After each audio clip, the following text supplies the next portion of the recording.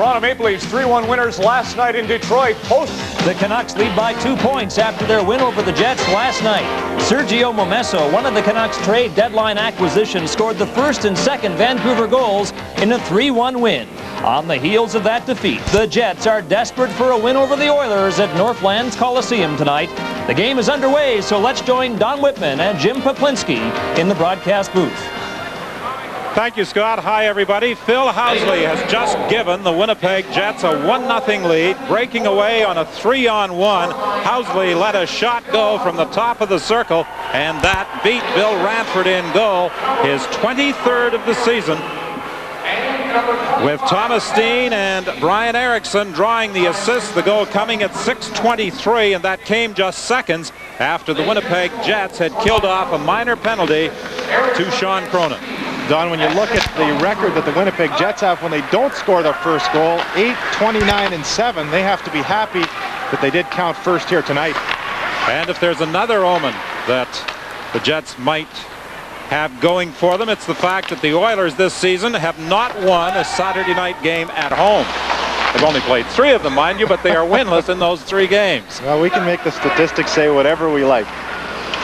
Kevin Lowe cutting dangerously in front of his own net, almost had it knocked away, but fortunately for the Oilers, they were able to knock it out of the zone, and after having it dumped back in, Lowe tries again.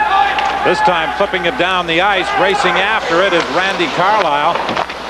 Carlyle, one of only 2 plus players on the Winnipeg Jets. The other is the man with the puck, Sergei Harin. There's the shot, the save by Ranford. Loose puck as he lost control of it, and it's picked up back of the net by Kevin Lowe. Peter Klima circles back into his own zone. 12:34 remaining in the opening period. The Winnipeg Jets leading by a score of 1-0. The goal by Phil Housley, and this will be an icing call.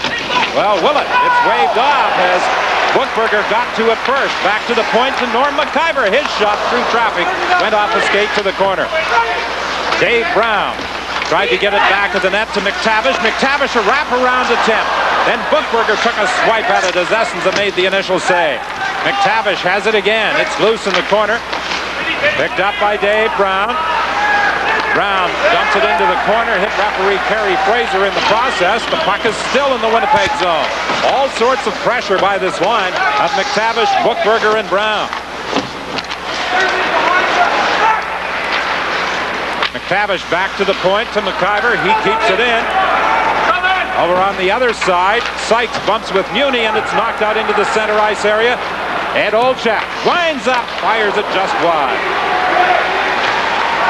Frederick Olofsson, who did not play last night in that 3-1 loss to Vancouver, flips it back into his own zone to Randy Carlyle. To Mark Kumpel, he's back in the lineup tonight after missing a couple of games.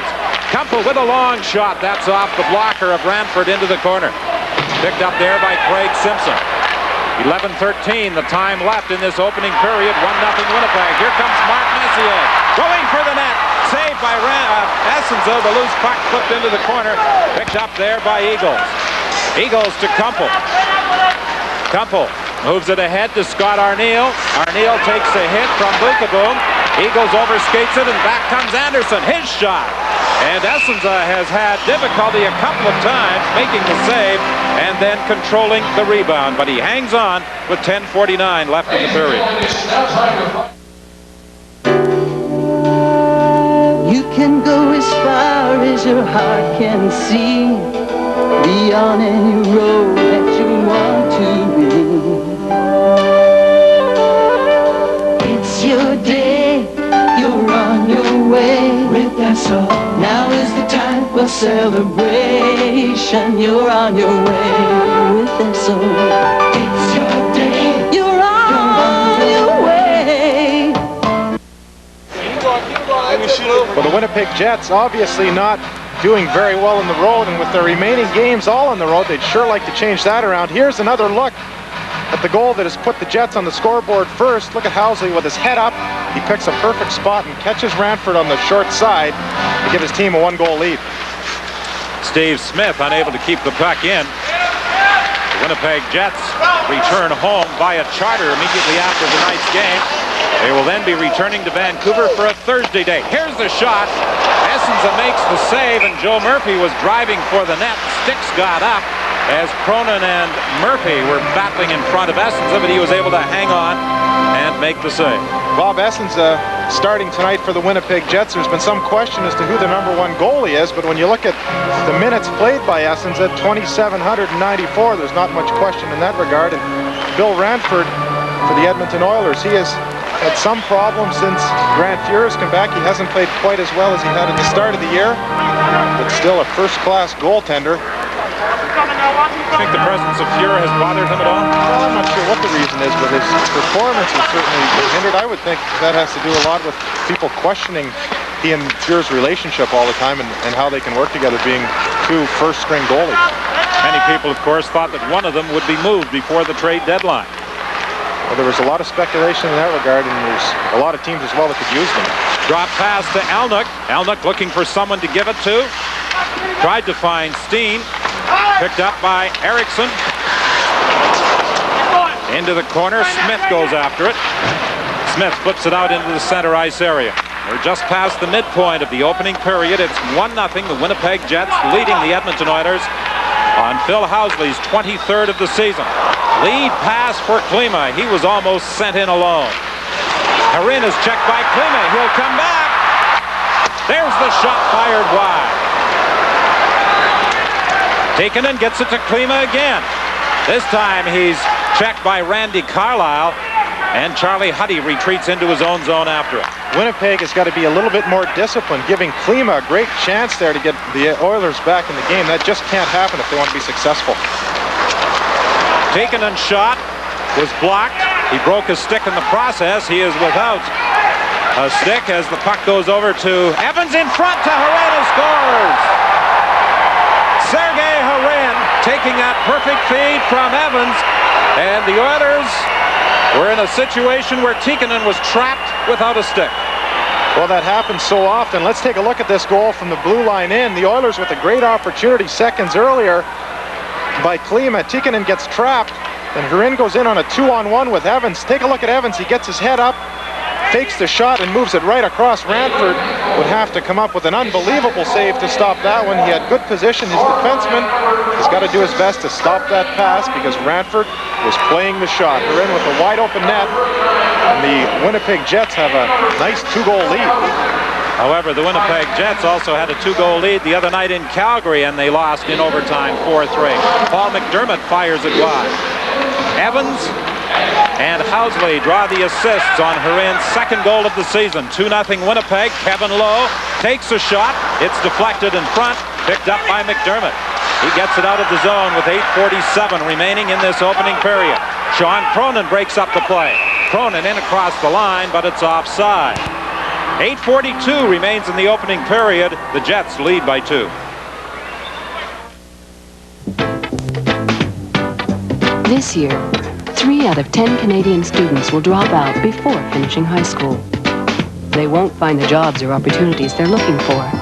The fact is, by the year 2000, most new jobs will require a minimum high school education. Making sure that young people stay in school is important for all of us, and more important today than ever before. Dropping out is no way out. Let's do something about it. Sergei Harin with only a second goal as a Winnipeg Jet. He's only played half a dozen games. He had a great training camp. He was sent down to the minors and has recently been called back up, and they're glad they did on this particular night. Recalled by the Jets on March the 4th from Moncton. In Moncton in 65 games, he had 22 goals and 18 assists for 40 points. Out of the lineup tonight, Mark Osborne and Dave McElwain. 2 players, Koscheck and Borsato, have been returned to Moncton. And, of course, out with an injury for the balance of the season is Brent Asham. Marchment is also out of the lineup. These are the Edmonton players out of the lineup tonight, none of them injury-related. Edmonton with so many injuries over the course of this season, at least have to be feeling good about their status right now. Really nobody hurt.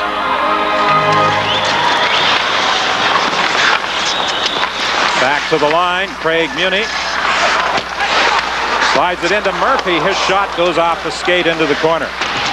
Kumpel bangs it along the boards. Eagles can't get out. of the net. Essenza got himself trapped, but Newmanen came there to help out and moves it to Scott Arneal. Rink-wide pass for Kumpel to Eagles, and Arneal was offside with 8:06 remaining in this opening period.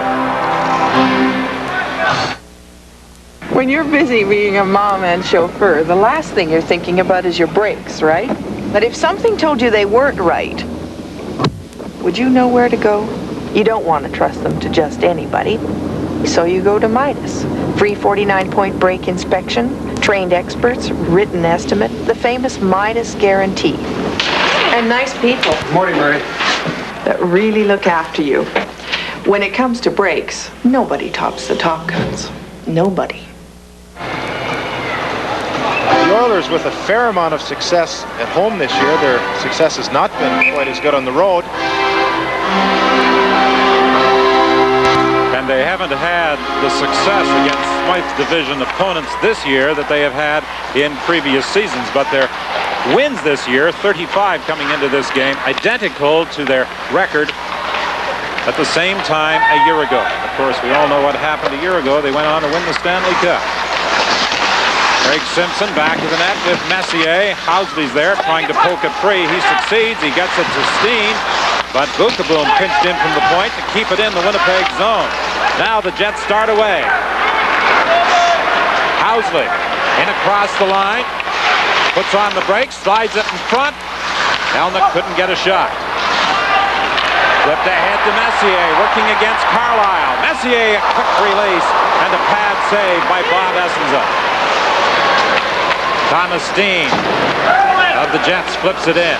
He scored the only goal last night in that 3-1 loss to the Vancouver Canucks. It had a number of great scoring opportunities and was denied by some fine work by Bob Mason. And he also had some bad luck hitting the crossbar and the goalpost. Long shot by Frederick Olofsson, handled by Rampart. Got up the ice now by Mark Lamb to Klima. Klima tried to get it across to Tikkanen. Now Klima gets it again. His shot is blocked by Essenza, and he covers up with Lamb right on top of him. 6:46 remaining in the first. The Jets leading by 2. Ladies and gentlemen. They say you get what you pay for.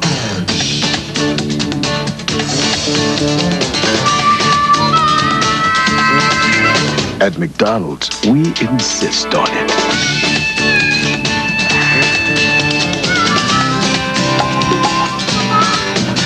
For your good money, you'll find just one offering here. Good food. McDonald's. Always good food, always good value. Kerry Fraser is the official in charge tonight, and so far he has had a very tame game compared to what Terry Gregson had to deal with this afternoon in the first half of our doubleheader, Calgary at Los Angeles. What a game that was. Dave Brown gets it to Kevin Lowe. He couldn't control it. Charlie Huddy will try and set up the attack. Across to Kevin Lowe. Rink-wide pass, too far for Dave Brown. Sykes with a long pass for McDermott. And McDermott had been knocked down at the Edmonton Oilers line. And there's a whistle on the play. It's a two-line pass. Well, if you're wondering what kind of success the Winnipeg Jets have had in back-to-back games, of course they played last night against the Vancouver Canucks. Things wouldn't look too good before this particular game, especially when you take into account the success the Oilers have had coming off of road trips. But Winnipeg finds themselves up by 2, so in this particular case, they're going against what the odds makers certainly would have predicted. A lot of teams seem to have difficulty the first game back home after a road trip. Why is that? Well, you come back, you've got a lot of different distractions. In Calgary, as an example, I always found the altitude to bother us. Bob Johnson would at times have a scrimmage and pretend to play the first game, and I found myself that helped quite a bit. But I think your concentration's off a little bit, and there's most teams in the league, I think, find that their success coming off of the road is not great. Norm McIver, who has played every game since being recalled from Cape Breton, moves it ahead. Tikkanen in across the line for Lamb. Lamb had Essenza down but couldn't control the puck.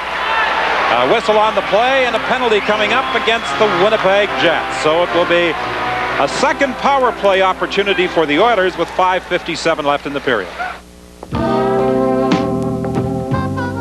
Cleanest room. I must have told him a million times, you're going nowhere till you clean up your room. You ain't nothing like you used. Back in school, we lived a whole week on macaroni and cheese. Then we ran out of cheese. He was such a kind little boy, always bringing home stray animals. Molson Special Dry, the evolution of beer. An update from Long Island, where it took until 5:03 of the second period for the Golden Brett to score number 81 on the season. He beat Mark Fitzpatrick with a backhand. The Blues lead the Islanders 2-1. They're trying to stay within 2 of Chicago in the Norris Division. Mark Kumpel drawing the hooking penalty in the box for the Winnipeg Jets. Phil Housley gains control. When Brett Hull was a teammate of yours in Calgary, did you ever think you'd see him scoring 81 goals? Boy, I was quite certain that he'd be in that 30 to 40 range consistently, but I never predicted that kind of success. But I will say I'm just tickled pink for the guy. He's a first-class guy and a super player. It's nice to see him having that success. Messier leaves it for Smith. Smith moving in. Fakes the shot to Messier. He couldn't control it. And Essenza, who was way out of his net, pounces on the loose puck. Well, Winnipeg has had about 4 or 5 different occasions tonight where they've just been plain lucky. And it's going to stop eventually. They've got to get their act together. They've got a couple of goal lead, and they would, I'm sure, like to tighten things up a bit defensively. There's been all kinds of uneven situations. Here's a look at a great scoring opportunity. Steve Smith, pretty heady play, and Messier just overshot the puck a bit. Essenza was lucky that it came back to him, but Smith really making a nice play and giving Messier a great scoring opportunity. It's rare when you will see Mark Messier miss a wide open net like that. Well, sometimes you get a little bit anxious and get sweeping the ice before the biscuit gets to your stick.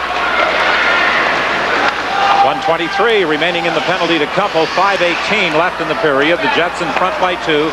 Housley and Harin have scored for Winnipeg.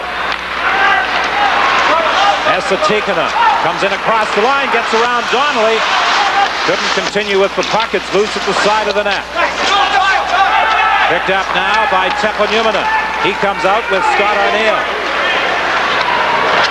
Numminen a long shot. That's gloved by Ranford. He leaves it there for McIver. Ahead to Messier. Rink wide for Anderson, but Donnelly got there first. Picked up by Arniel. Arniel is checked by McIver.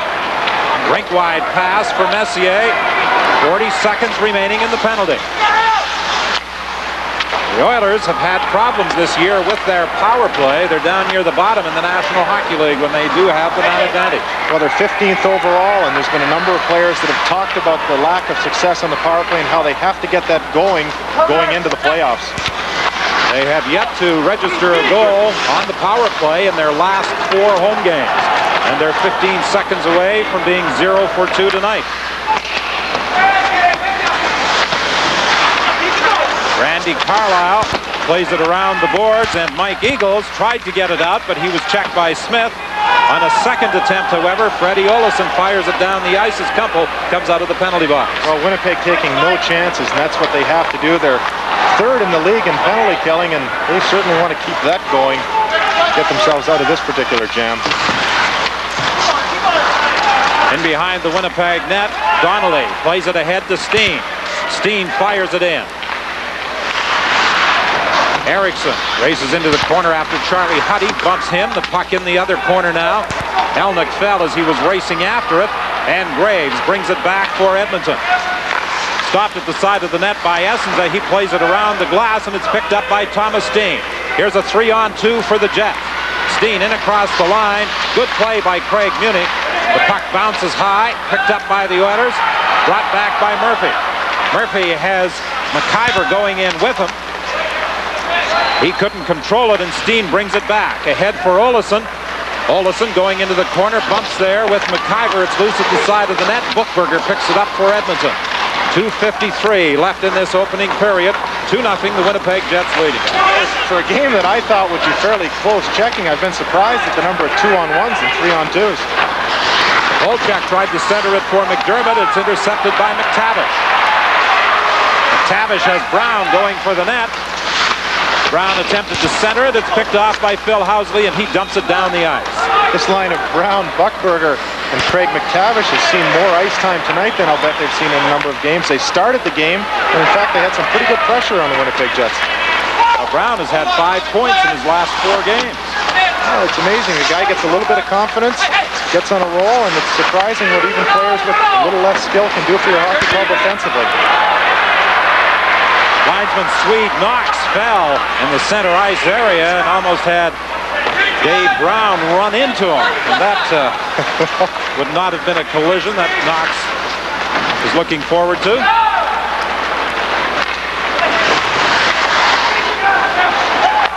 Kevin Lowe, rink-wide pass for Tikkanen, 1:45 remaining in the period. In across the line, he drops it back to the point, but it was knocked away from Lamb, and here comes Danton Cole. Arin racing in, going for the net. The puck comes to Newman, takes a shot. Arin right at the goal, couldn't get a stick on it. Penalty coming up against the Oilers with 1:28 remaining in the period. The Jets get their first power play of the game. They all left. And Christopher Columbus, winners of the world was round. They said a car that paid so much attention to handling its passengers would have nothing left for handling the road. They haven't driven the new Ford Crown Victoria. Ho, ho, ho, who's got the last laugh now? More room, more agile. More than ever, it's the new Crown Victoria. That's nice.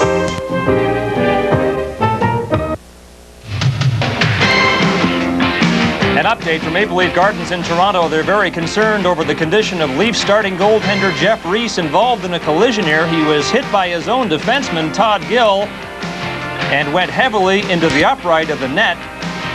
Reese was down for quite a long time, was very carefully placed on a stretcher, and has been taken from the ice at Maple Leaf Gardens. Peter Ing is in there, Don. 2-0 is the score here at Northlands Coliseum with 1:14 remaining in the opening period. The Winnipeg Jets on the power play. Housley fires it in.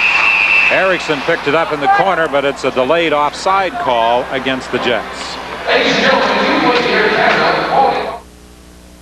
So, what did he say? Well, what else could he say? The contract's yours. Congratulations. Great job. Thanks. Speaking of great, this Best Western is a great place to stay. So you've discovered Best Western. Well, they've got their own personality, you know? And this one's got a terrific dining room, sauna, and good rates. They're one of the largest hotel chains in the country. Really? We should consider Best Westerns for business trips all across the country. Can we handle all those contracts? For reservations, call 1-800-528-1234. Well, Mark Lamb sits with 1 minute and 37 seconds left on his hooking penalty. And the Winnipeg Jets are looking to increase their lead. We're into the final minute of the period. Phil Housley has it on the wing for Frederick Olofsson. He shoots it in. Steve Smith gets control, and he whistles it off the boards all the way down the ice. Well, the two Twin Towers doing a good job. Bukaboom taking the man over on the boards, and Smith picking that puck up and getting it right down the ice, not giving the Winnipeg Jets a chance to set up. Well, the Jets are really having problems with the man advantage. They haven't really brought that puck in cleanly yet. Overall, they've had some pretty decent success this year. When you look at the number of goals that this team has scored, they don't have a real prolific goal scorer. And Bob Murdoch, in looking after his power play, is respectable at least. They're 12th in the National Hockey League. And when I go down the list and see 11, 12, 10, some guys with less than that, a big portion of your power play is your skill. A coach can only do so much in that regard. So I think special teams have been something the Winnipeg Jets have done a pretty decent job on this year. Thomas Steen along the boards. Comes back to Housley at the point for Steen. Olczyk back to the point. Olofsson with the shot. It's blocked by Craig McTavish. McTavish very slow getting up. He dropped in front of that shot by Frederick Olofsson. Now Thomas Steen works in.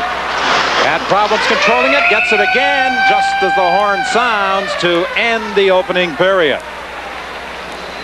But it was a good first period for the Winnipeg Jets, desperately fighting for a playoff spot. They got the opening goal from Phil Housley at 6:23, his 23rd. Sergei Harin, his second at 10:50. The Oilers outshot the Jets 14-9 in that opening period, but the Winnipeg Jets scored the only goals of period one. And so the score at the end of the first period, Winnipeg 2, Edmonton nothing. To chalk up savings on their vehicle loans, AMA members can save an average of $200 to $350 through the Laurentian Bank and AMA. Money in your pocket. Vehicle loans. Another way to use AMA.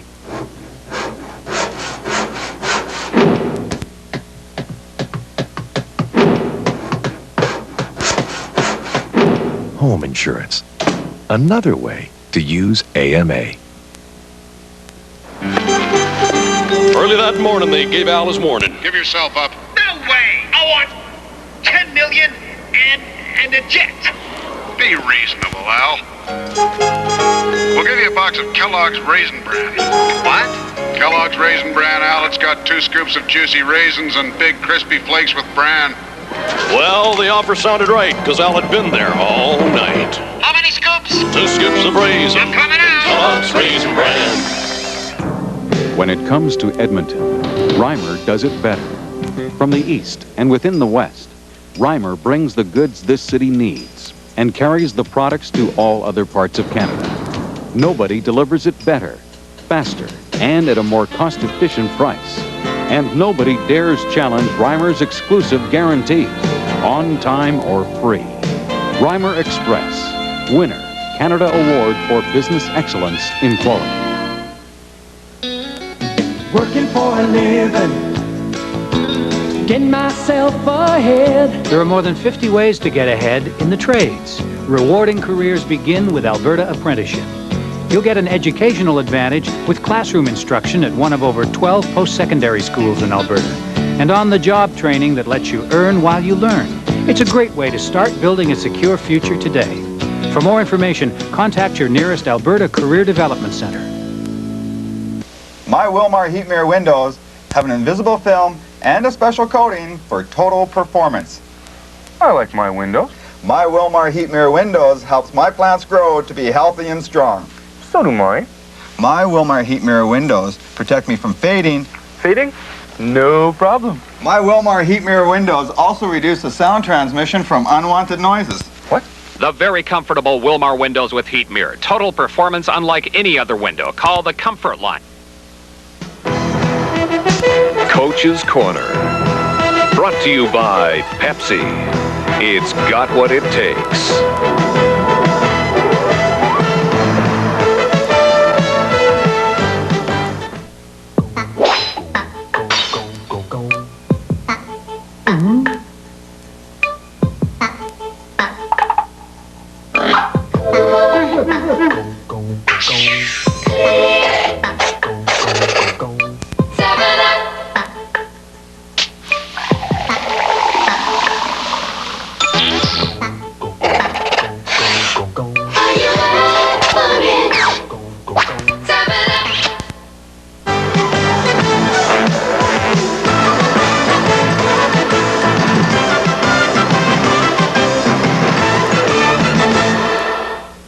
This New Jersey Devils sweater you got there? Don't say that. Oh, They're sorry. losers. The color party tonight at Maple Leaf Gardens in Toronto was from Canada's proudest regiment, the 48th Highlanders. They brought this to dawn because in Châtelaine, I expected you'd be in there, there was a little column on you and it said your favorite movie is Gunga Din, based on the Rudyard Kipling poem about British soldiers in India that's tribute to bravery, courage, adventure, and the Scottish Highlanders, who are my favorite soldiers. That's what Don said in Châtelaine, and as a result, the 48th Highlanders brought you the jersey. Yes, and I was in a pipe band for 8 years with a name like Donald Stewart. By the way, I'm a little confused here. What's your mic? Yeah, we kind of, 10 minutes, we kind of attributed to the war.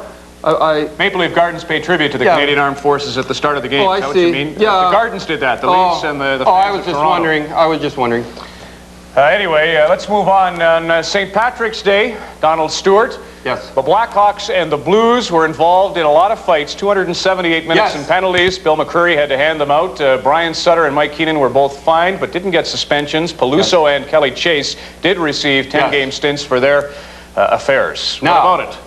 I was trying to hear it, but Pat Foley, their announcer, Chicago announcer, said he was yelling and he was saying something about something. Here he goes with the rule book again. But I couldn't hear it from the crowd. Now, John Ziegler, you want me to get on John Ziegler? Go ahead. You say what All right, here it is with John Ziegler, okay?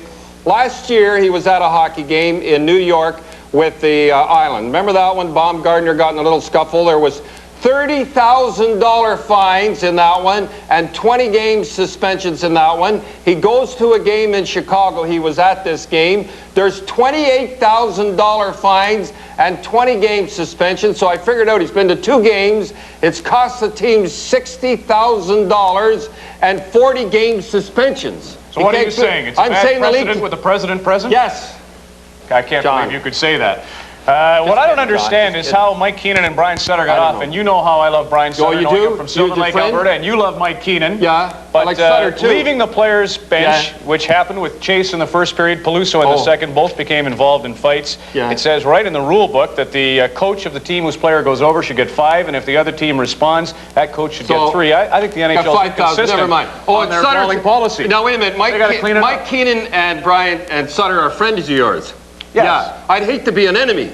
Remember that, Mike? Brian, all right, get on with it. There was enough fines. 20-game suspensions and $30,000, and you want more? You're talking like a true referee. Your pal, I showed my stripes. Your pal showed his. Ron Tugnut, 73 shots in a game Thursday versus Boston. He made 70 saves. I got letters from people. Give it a rest on Ron Tugnut. What are you, his agent, trying to get him dough? He won all the games for poor Quebec in there. Facing rubber time after time, 73 shots and a tie game, and Cam Neely at the end says, take a bow. And I'll tell you, this guy's one of the best. I got a letter from his mom and dad encouraging him. I saw the highlights. I saw the shots again this afternoon. I'll tell you, you could hardly talk after the game. What a kid. What will happen with Vancouver and Winnipeg in the wake of the Canucks' 3-1 triumph last night? Well, I think Vancouver's going to make it, and I think Pat Quinn should give a special thanks to the World Curling Association and the people that were in charge of their rink to do that. Can you imagine it's a Scottish sport? No, that's all right. Well, never mind, it's a Scottish sport. Never mind. Can you imagine going to Serge Savard and Pat Burns and saying you're fighting for a playoff spot the last 5 games? That's direct telling the players that curling is more important than making the playoffs. That's an absolute slap at the Winnipeg Jets, and they're not making the playoffs. I'm not saying that's all the reasons, but that's one of the main reasons. Don Cherry ripe for the pipes, but no room for the brooms on this installment of the Coach's Corner on Molson Hockey Night in Canada on CBC. Coach's Corner. Brought to you by Pepsi. It's got what it takes.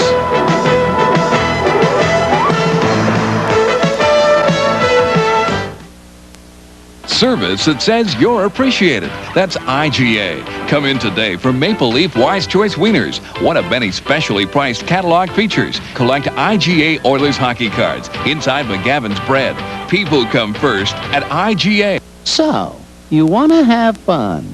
Well, West Edmonton Mall is super fun for the whole family. Take part in the action.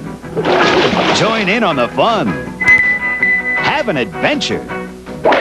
Feel incredible anticipation. Enjoy the excitement of testing your skills. West Edmonton Mall. Guaranteed super fun for super fun families. Ken Tomahiro's impression of the Big Boss Man. Kentucky Fried Chicken's impression of the Big Boss Man. Ann Wood's impression of the Ultimate Warrior. Kentucky Fried Chicken's impression of the Ultimate Warrior. And you can only make these impressions with WWF Power Stamps. There's Hulk Hogan and the Ultimate Warrior, Big Boss Man, and Macho King Randy Savage for 99 cents each. Collect one each week only at Kentucky Fried Chicken and make your own impression. Quality you're proud to serve. That's IGA. Come in today for a variety of soft drinks from Coca-Cola, specially priced in your March IGA catalog. Enter to win a 1991 Ford Taurus in the IGA Hockey Challenge. People come first at IGA. They are the only Christians left on the face of the earth. On them and their solitary faithfulness rests the fate of the world. The Old Believers, an Easter special with Peter Downey, Friday. Ford of Canada is proud to present another page from the Book of Hockey's greatest achievements. Tonight, a truly remarkable achievement. When the 20-goal season was a yardstick of offense, Gordie Howe was hockey's ruler.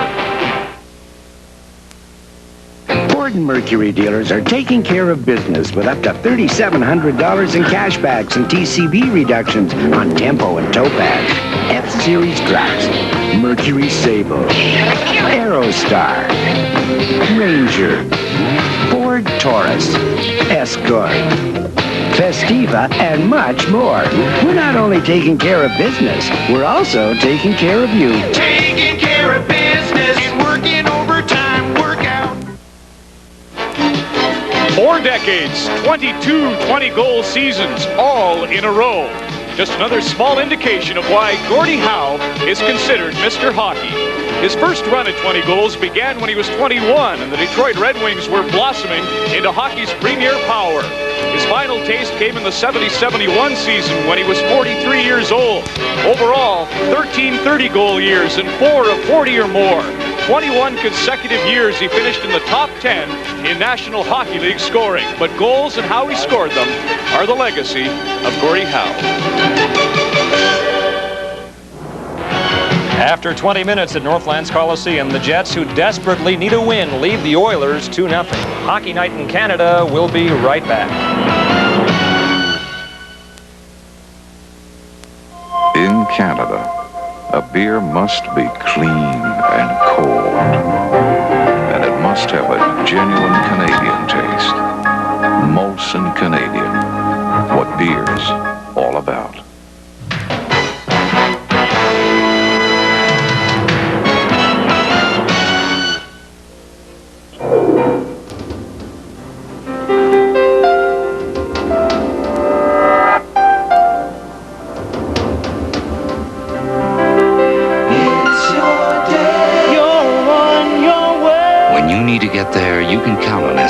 We understand what's important to you, and we're here to give you fast, friendly service and get you back on your way. You're on your way with Esso.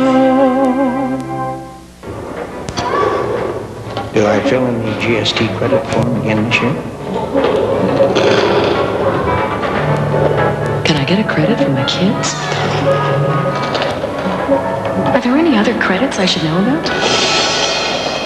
There are a number of tax credits you may qualify for, but you need to file a return to claim them. So if you don't file, you may be missing out. For more information about tax credits, take a look at the guide that comes with your tax package. People with answers. Revenue Canada Taxation.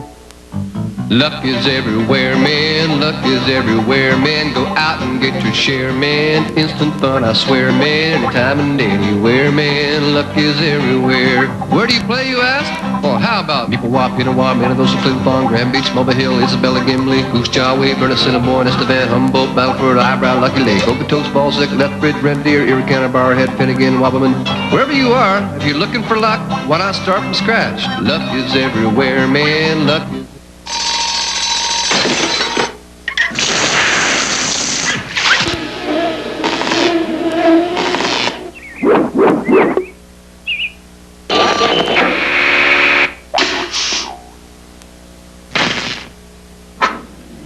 When you find something in life that works as well or lasts as long as a John Deere lawn and garden tractor, buy it.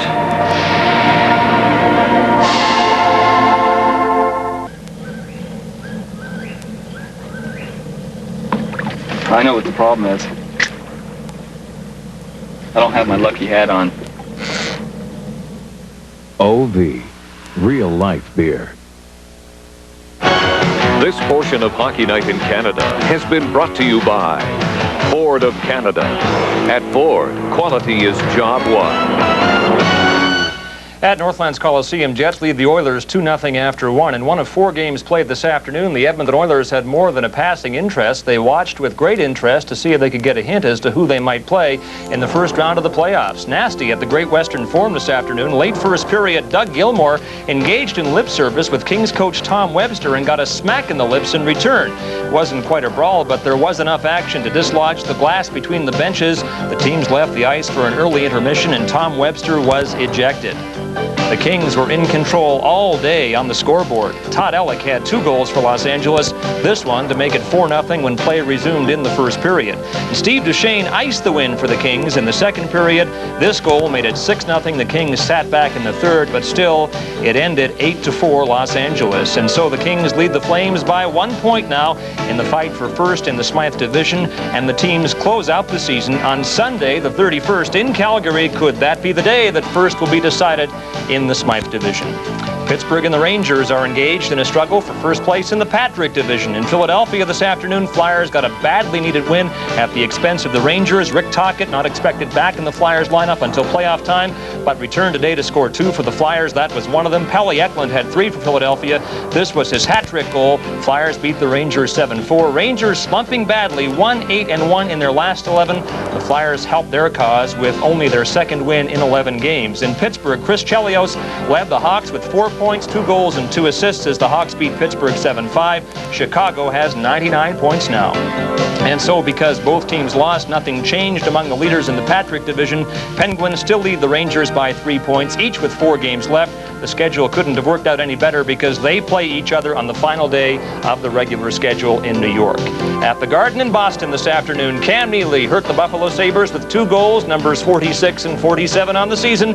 This one he drilled from the slot as Boston won 6-3. The loss means Hartford can move past Buffalo into 3rd in the Adams Division tonight. And here's what's going on tonight in the NHL. Quebec leads Hartford 4-2 in the second period. Hartford not helping itself as it tries to move past Buffalo in the Adams. Montreal over New Jersey 2-0 in the second period. Corson and Courtnall for the Canadians. St. Louis leads the Islanders 3-1 in the second. Brett Hull has scored number 81 on the season. And Detroit leading Toronto 1-0. As you can see, teams on the ice for the second period at Northlands. And let's go ringside to Don and Jim. All right, Scott, 32 seconds remaining in the penalty to Mark Lamb. The Winnipeg Jets on the power play, leading by a score of 2-0. Pat Elnick, 31 goals on the season. He had 32 a year ago. Career high for Elnick. Olczyk gets it back to the line to Housley. Cross ice to Olsson. There's his shot, a weak one. It goes wide. Elnick has it back at the net to Thomas Steen. Steen to the point to Olsson. Olsson at the side of the net in front.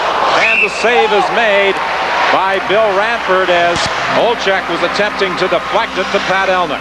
Well, Winnipeg had pretty good puck control, and that happens a lot of the time when you have a power play through the period break. You get a chance to get your squad together and see what the opposition is doing and try and counter that as best you can. And I'm sure that the Winnipeg coaches had a quick chat with their power play personnel to come up with a bit of a game plan as to what they were going to do in that 32-second power play spree. A lot of goals scored this afternoon. Was that because they were playing those 4 games as afternoon contests, or was there a lack of defense somewhere along the way? Boy, you wonder, getting set for the playoffs, how so many goals can be scored. Edmonton's found themselves in a couple of games like that. Calgary as well. Things have got to get tuned up for the playoffs. Well, the Edmonton Oilers with 2 games against Calgary and 2 against Los Angeles can determine their first round opponent in the playoffs. But their immediate concern is the Winnipeg Jets, and they trail by a score of 2-0. It comes back to the line. Donnelly with a shot deflected just wide. Scott Arniel got a stick on it. Behind the goal, Eagles throws it out front. But it's picked off by the the Oilers' Craig Simpson, who moves it ahead to Anderson. Anderson is stopped by Donnelly, and he starts back for Winnipeg. Flipped in by Mark Kumpel as the Jets make a change. Little confusion there between Simpson and Lowe as to who was going to pick it up. And Ranford was left standing with the puck.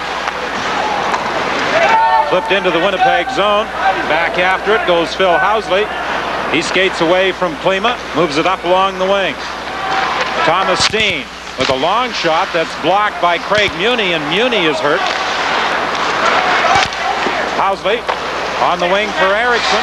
Muni stays out there, shaking off the effects of that block shot.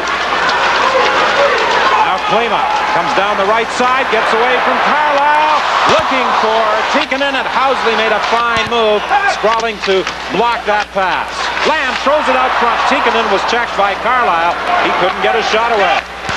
Erickson leaves it in the center ice area, picked up there by Klima, flipped into the zone, and Carlisle goes back after him. Good Klima. Well, Peter Klima has been one Oiler who has been jumping tonight, and I can't say that there's been a whole lot of white shirts with some snap. Shot by Jeff Bukaboom, blocked by Essenza. Erickson can't get it past Bukaboom, who came racing in. Tikkanen at the line, trying to keep it in against Steen. He succeeds, but Carlisle gets it out. Fired right back in by Bukaboom. Housley picks it up. The Oilers making a change. Long lead pass for Olczyk. He couldn't control it. 17:09 remaining in the second period. Jelena with a long shot. Murphy going after the rebound, and he was tied up by Sykes. Murphy gets it again. Sykes is on him, trying to prevent him from throwing it out front. Jelena came into half out. Now Housley's in the corner, and he takes up the battle with Murphy. Gets it to the point, however, to Steve Smith. Housley is knocked down by Murphy. The puck loose along the boards. Sykes having some problems. Finally banks it off the boards. Moving it ahead to Olczyk. His long shot is fired wide. Olczyk to McDermott. He takes a shot. It bounces off a leg. Picked up by the Oilers. Jelena coming in against Olsson. Jelena put it on his skates, flipped it back onto his stick. It slides in front, and it's pounced on by Essena. A nifty maneuver there by Martin Jelena. 16:19 remaining in the second period, and we'll be right back after this message.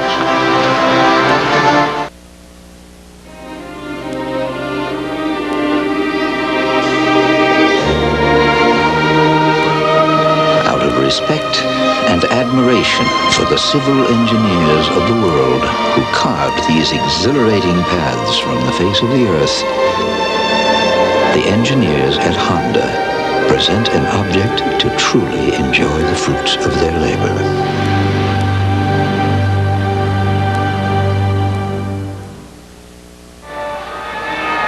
At Maple Leaf Gardens, an update on the status of starting Toronto goaltender Jeff Reese, injured in the first period. He's been taken from the Gardens on a stretcher to hospital for further diagnosis. They say it's a back injury, Don.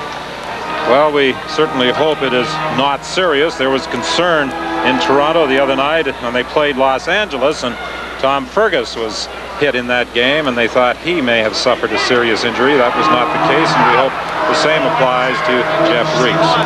16:19 remaining in the second period. The face-off in the Winnipeg zone. The Oilers have a 16-11 edge in shots on goal, but they have not been able to beat Bob Essenza. Last time these teams met in Edmonton on October 31st, Essenza posted a 1-0 shutout, and if he keeps making saves like that as he robbed Craig McTavish, he'll get another goose egg. That was a great save with McTavish right in front, unable to deflect it past Essenza. Well, Bob Essenza is on top of his game tonight. Some good work by Kelly Buchberger to get the puck out in front, and Essenza held his ground very, very well. Had a little bit of luck too, but that's a big part in keeping pucks out of your net if you're a goalie in the National Hockey League. Craig Muni underneath the stands right now from a shot that he took flexing his ankle. But here's what happened with Kelly Buchberger. Look at Buchberger go to the net. And Essenza, with that left leg stretched out, he manages to keep it there. And Danton Cole comes in to help out both of his teammates and clear that puck. Face off this time to the right of Bob Essenza. Winnipeg leading on first period goals by Phil Housley at 6:23 and Sergei Harin at 10:50. Final 8 days, extremely busy for the Edmonton Oilers. They play 6 games in 8 days.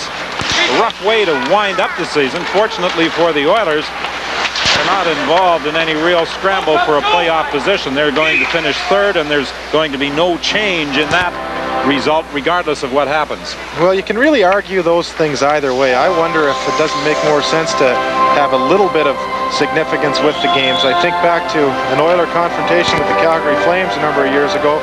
Kelly Buchberger wasn't there at the time, but it was 1986, and it was the last game of the season. Calgary ended up beating Edmonton 9-4 in a nothing game, and it really gave the Flames a lot of confidence going into a future series against the Oilers. So you have to make sure you're playing. The other thing, of course, Don, is the number of injuries that can happen when you're a little bit lackadaisical in a hockey game. Well, teams always talk about making the playoffs as their first priority. They all want to go into the playoffs injury-free. They want to be able to put their best lineup on the ice. There's no question about that. Winnipeg right now with very few injuries, and the Edmonton Oilers in a similar situation themselves. That shot from the corner by Kumpel was deflected into the side of the net. And now the Oilers are having some problems getting out of their own zone. Mike Eagles on top of Kevin Lowe, but the veteran defenseman moves it out of the zone, and he gets it ahead to Charlie Huddy. He's stopped by Carlisle. Puck rides the dasher around the back of the Winnipeg net. Big hit along the boards as Buchberger stepped into Kumpel. The Oilers fire it back into the Winnipeg zone. It's left there for Housley. Housley up on the right side to Kumpel. He has Cole with him. In across the line, a long shot, and Kumpel takes another hit. This time he's knocked down by Bukaboom. Bukaboom's defensive partner, Steve Smith, plays it ahead to Messier. 14:40 remaining in the second. 2-0. The Winnipeg Jets lead. The Jets in somewhat desperate straits. They need a victory here to keep their playoff hopes alive. Freddie Olesen, a long shot up high on Ranford, and he holds it for a face-off with 14:26 remaining in period 2. Okay, work with me now, people, okay? See this name, Goodyear? What do you think of when you see this name? Tires. See, that's what I mean. For years, we've been doing tune-ups. Thank you, Gord, son of the owner. Tune-ups, under the hood work, but still, when we say Goodyear, you say tires. Come on, work with me on this. From tune-ups to tires, Goodyear takes you home. Goodyear does tune-ups. This is not a big reach. Pretty clear. Special edition of Molson Hockey Night in Canada tomorrow afternoon on CBC Sports. Toronto Maple Leafs versus the Montreal Canadiens alumni, featuring greats such as Kelly, Mahavlich, Keon, Serge Savard, Henri Richard, and Ken Dryden at noon Mountain Time, 11 Pacific. And the Leaf great Dave Keon celebrated his 51st birthday yesterday while playing in the game. What's that like, Doc? Well, when I reach that stage, I'll let you know. No, Good answer. Actually, I don't worry about birthdays anymore. Here comes Doug Evans. Trailing on the play is Herin. Back to Evans. It lays on the line. And Evans was unable to poke it past Bill Ranford. Well, Bob Essens got lucky in the first period, and I would suggest that Bill Ranford got lucky in the second period. Anytime a goalie has his back facing the other side of the net, his face facing the open part of the net, and wondering where the puck is, you know that he's in trouble. Take a look at Ranford. He's watching the puck all the way, and a couple of Winnipeg Jets right at his side. Ranford slides out of the net and manages to control the puck. So a good sense of where it was, but I'm sure he didn't want to get turned around this way.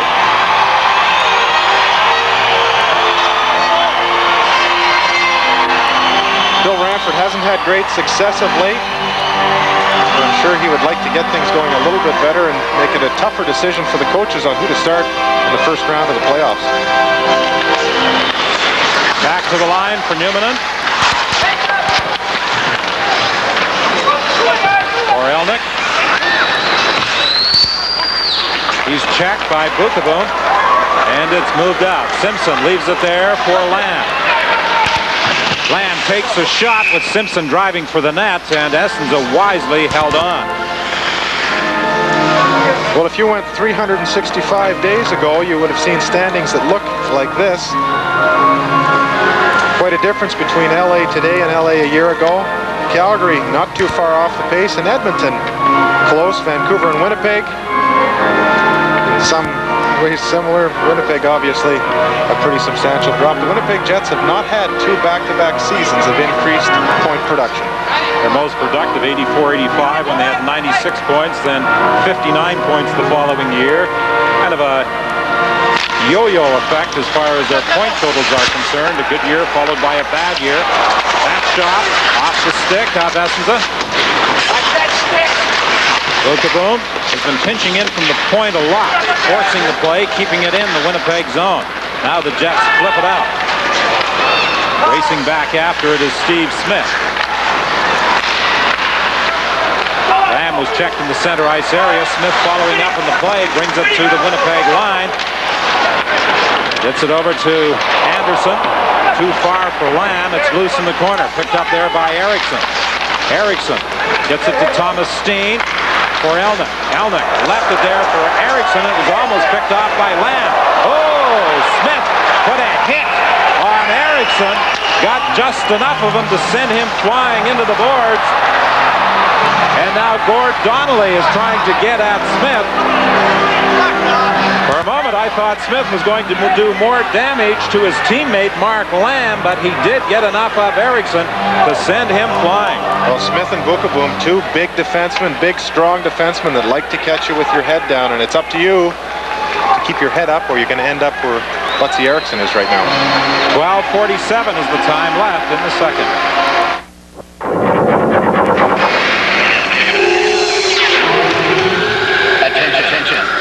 Attention, all imports with small engines under 2 liters. Drop back. All imports with small interiors under 100 cubic feet. Drop back. Now, all cars over $13,000. Clear out. More car than you expect, for less than you think. The 1991 Sonata. Brian Eriksson just has passed through the Winnipeg players bench on his way to the dressing room. His left leg appears to be in a fair amount of pain. And here's what happened. Look at Steve Smith coming up and whoops. Just barely braced himself. His left leg, either a knee or a Charlie horse by the looks of that. And Mark Lamb is the happiest guy on the ice because he avoided this. Had Eriksson been able to dodge Steve Smith, Mark Lamb was going to take the full impact of that hit. Somebody was going to be hurt there. But Gord Donnelly draws a penalty for unsportsmanlike conduct as he went after Steve Smith. Well, an admirable thing for Donnelly to do, but not a great percentage play at this point in a very crucial game. A little bit of discipline. There's always another time where you can lay a hit on the opposition and even things up. Right now, the Edmonton Oilers with a power play, and even though their power play is not going great guns right now, I'd much rather be playing 5-on-5 than have Gordon Donnelly in the penalty box for 2 minutes. They have been unsuccessful on their first 2 power play attempts so far in this hockey game. 2 of 24 against Winnipeg this season. Winnipeg on the season series has an edge. 3 wins, 2 losses, and a tie. Kumpel steals it. Couldn't get a shot away as he knocked it away from Steve Smith. Kumpel and Scott O'Neill are out there penalty killing for the Winnipeg Jets. McIver for Tikkanen. He flips it in back of the net. Klima gets there first, around the other side to Tikkanen. Tikkanen leaves it for Messier. Back to the point. Smith with a shot. It doesn't get through. Blocked by Kumpel. McIver tried to slide it back to Smith at the point. It was intercepted and knocked out to center ice by O'Neill. Now Kumpel gains control in his own zone. He has a lot of room, fires it down the ice. Well, Scott O'Neill and Mark Kumpel doing a pretty good job in fending off the Oiler attack. This next goal in the hockey game is a real big one, so a crucial penalty for the Winnipeg Jets to kill. Mark Messier getting set for Klima, and his shot is deflected up into the crowd out of play. 51 seconds remaining in the penalty, and now let's join Scott Oak for a Hockey Night in Canada update. Don, this update from Montreal. New Jersey's finally on the scoreboard on a power play. John McLean winds up for a slap shot from the top of the circle that will trickle past Patrick Waugh and be number 45 on the season for McLean. It is 2-1 Canadians in Montreal. Bob Essenza, so far, has been tested 18 times by the Edmonton Oilers as the Jets protect a 2-0 lead. 3 shutouts to his credit so far this season. One of them here at Northlands Coliseum on October the 31st, the last time the Jets visited the Alberta capital. Tikkanen is spun around, and in the process, the puck winds up underneath him with 40 seconds left in the Donnelly penalty. There's a couple of places on the ice that you never want to get caught losing the puck. 10 or 15 feet inside the blue line on either side, and it's very crucial, particularly on a penalty. When you get that opportunity, you get the puck outside the blue line. The Winnipeg Jets fortunate in freezing the puck there. Had the Oilers regained possession, all of a sudden your penalty killing is not quite as organized as you would like, and scoring opportunities generally arise in those situations. Mike Eagles was acquired by the Jets from the Chicago Blackhawks on December 14th. He's still looking for his first goal of the season. Banked off the boards and down the ice by Sean Cronin.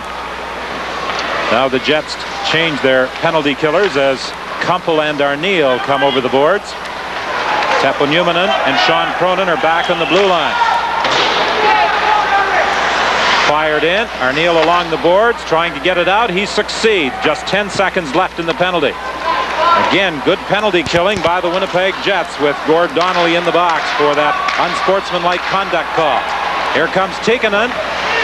Tikkanen leaves it there for Messier. Donnelly is out of the penalty box. Simpson picks it up for Murphy. His shot is right on, and it's fired out of the zone as Cronin gathered in the rebound. So many small things make the difference in penalty killing. Gord Donnelly came out of the box and assumed the proper position. Had he not gone to the right spot, he could have found his team in a little bit of difficulty. 10:24 remaining in the second. Loose puck in the Winnipeg zone. Back to the line for Huddy. Huddy flips it behind the net. Graves is there. He's checked by Phil Housley. Numminen picks up the loose puck. Moves it up along the boards. However, the Edmonton Oilers regain control. Murphy goes rink wide for Jelena. Jelena leaves it for Graves. The centering attempt bounces away from Huddy. Picked up by Murphy. He couldn't get a shot away, and Housley moves it ahead to Phil Sykes. Sykes plays it off the boards into Edmonton territory, and Steve Smith is back for the Oilers. They trail by a score of 2-0. Both goals in the first period by Housley and Horan. Graves with a shot, the save by Essenza. In the corner, it's Olczyk. He can't pick it up. Jelena has it. Jelena back of the net. Being watched there by Cronin. Tried to flip it out front to Dave Brown. It went past him, and back comes Elnick. He shoots it in. Behind his own net is Steve Smith. 9:17 left in the second period. Played ahead to Graves. Graves flips it past Cronin. Brown is racing after it. Brown trying to fight off the check of Cronin. Two big men tie each other up. Olesen couldn't go anywhere with it. It's loose and picked up finally by Doug Evans. Evans whips it around the boards, but not out. Bukaboom for Buchberger. Buchberger can't go anywhere with it. Evans goes rink wide in his own zone to Olesen. Olesen flips it in with 8:46 left in the second period. Winnipeg not real sharp here, Don. A couple of different times trying to clear the puck, and had it not been for Oiler miscues, more scoring opportunities would have arisen. I would think that the coaching staff of the Jets would like to see their team get a little bit more discipline and sharpen up here defensively. Craig McTavish picks up the loose puck. His pass intended for Buchberger, picked off by the Jets, and they get it out of the zone. Klima has it. Rink wide for McIver. He flips it in. Essenza leaves it behind the net for Gord Donnelly. Donnelly cuts right up in front of his own goal, and that's dangerous when you have someone like Peter Klima right on top of you, but Donnelly succeeded in moving it down the ice. Penalty coming up with 7:57. The Winnipeg Jets will go to the power play as the Oilers send a man to the penalty box.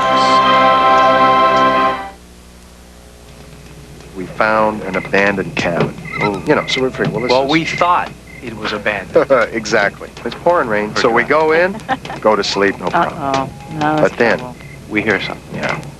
And the gust of wind. Everything was so convincing. We were sure it was a ghost. Yeah. But there are many ghosts I know that lift up the sheet and say, "Ha ha, gotcha." Gotcha. OV. Real life beer. A week tonight, the focus of Molson Hockey Night in Canada will be on the Quebec Nordique Montreal Canadiens game at the Forum, the game to be seen from coast to coast and beginning Wednesday, April 3rd. It is the Stanley Cup Tournament on Molson Hockey Night in Canada. All the action here on CBC Sports. Kelly Buchberger has picked up a 2-minute penalty for elbowing. The Winnipeg Jets will once again see if they can't get that all-important third goal and widen up the gap between themselves and the Oilers. Jets ranked 11th on the power play.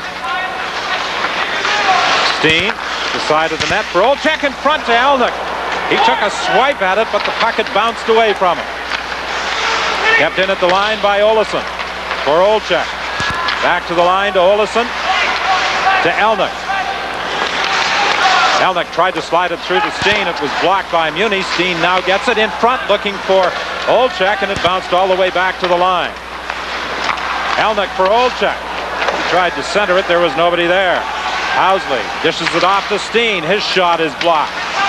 Steen gets it again. The Jets controlling it, but not getting a shot so far. Olsson takes the shot. Cross ice to Housley. He gives it to Steen. Steen for Olczyk. Back to Thomas Steen. The Oilers doing a good job of keeping the Jets on the perimeter. 54 seconds left in the penalty.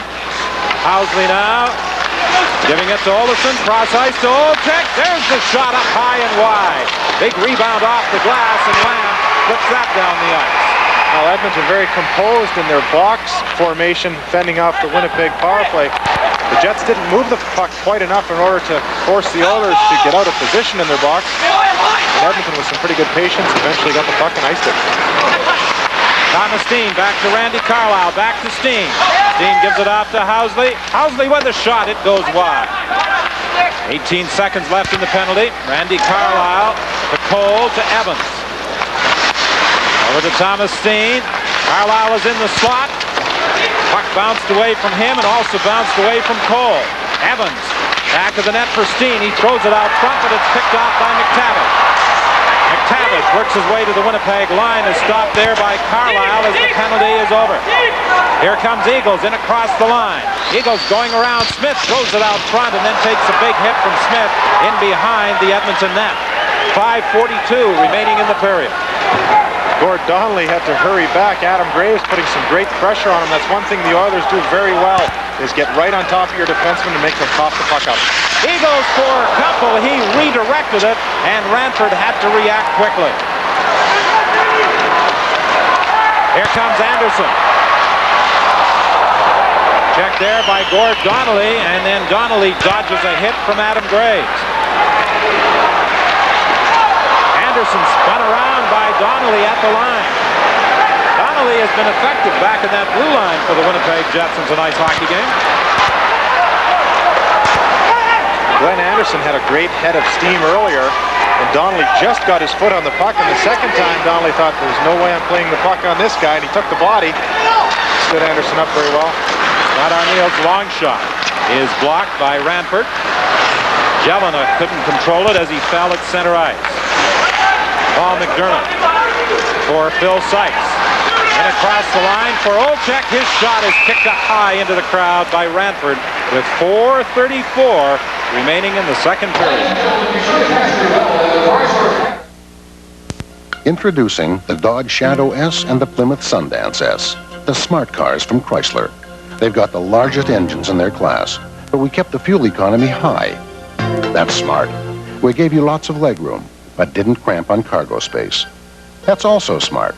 Then we gave the Sundance Shadow S an unbelievably long warranty, an incredibly low price, and an introductory offer of automatic transmission, which is not only smart, it's brilliant. New Jersey tied with Philadelphia for the final playoff spot in the Patrick Division, and now tied with the Canadiens in Montreal. Claude Lemieux with a good second effort to get past Sylvain Lefebvre and beat Patrick Roy. Lemieux injured on the play. He has left the game. They're tied at 2 in Montreal. And here at Northlands Coliseum, it's 2-0 Winnipeg leading Edmonton. Jets just coming off a power play. They're second in the game. They have yet to record a shot on goal with the man advantage. It's a good thing that you're in such good shape, too, Don. We've had 2 separate instances with almost 3 minutes without a whistle. Some sustained activity, but not much in the way of shots for the Winnipeg Jets.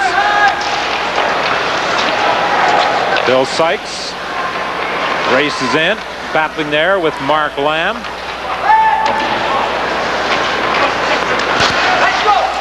Would Lamb's team roping experience in the rodeo circuit be of any value here? Well, he looks like he's been practicing his cattle penning. He did a great job with Sykes against the boards.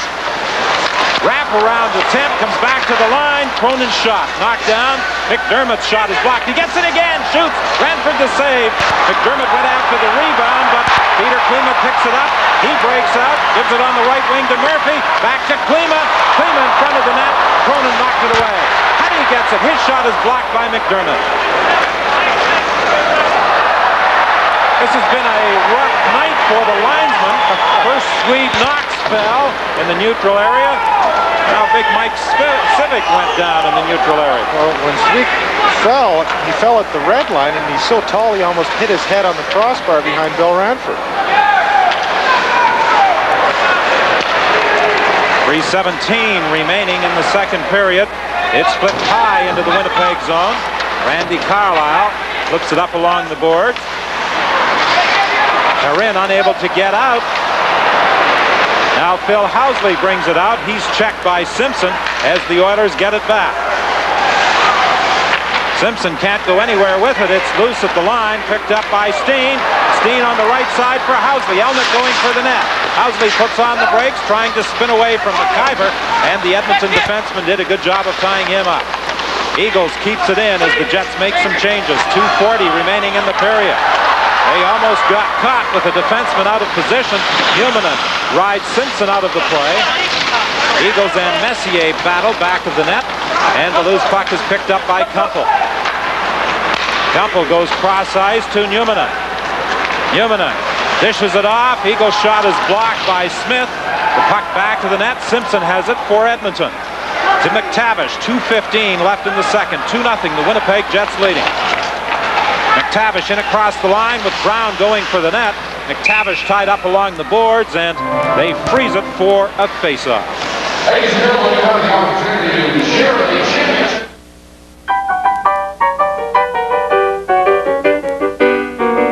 It was a sunny Monday afternoon in Edmonton, the year 1911, when the staff of GWG, the Great Western Garment Company, assembled to have their photograph taken. That same photo is proudly displayed on the label of the new Great Western Garment Company jeans. These new jeans are sure to go places, but they'll never forget where they came from. Busy day on CBC Sports tomorrow. The Legends game earlier in the day, and then following late local news in all regions, some younger drivers will be operating their high-speed cars in the Brazilian Grand Prix, Don. 2-0, Winnipeg leading Edmonton here at Northlands Coliseum. 2 minutes remaining in period 2. Buchberger, I should say, walks out in front, took the shot. It didn't get through. Now McTavish goes cross-ice to Steve Smith. He winds up and fires it wide. Here's an opportunity for Dandon Cole breaking in. Smith doesn't have a stick. Dandon Cole checked by Smith, who did an excellent job without a stick to get back and stop the Winnipeg forward from breaking in. What a great job by Steve Smith. Boy, that there is a perfect example of how you play the body without a stick coming back on a one-on-one and taking Cole completely out of the play. A great job by Steve Smith. Klima with a shot. He fires it wide.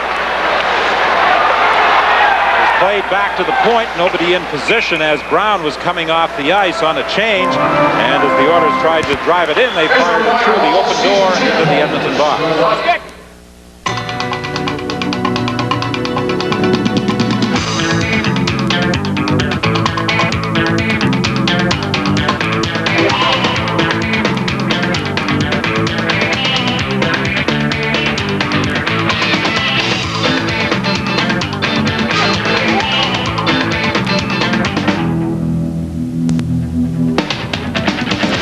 If you don't buy a Nissan Stanza, you obviously haven't done your homework.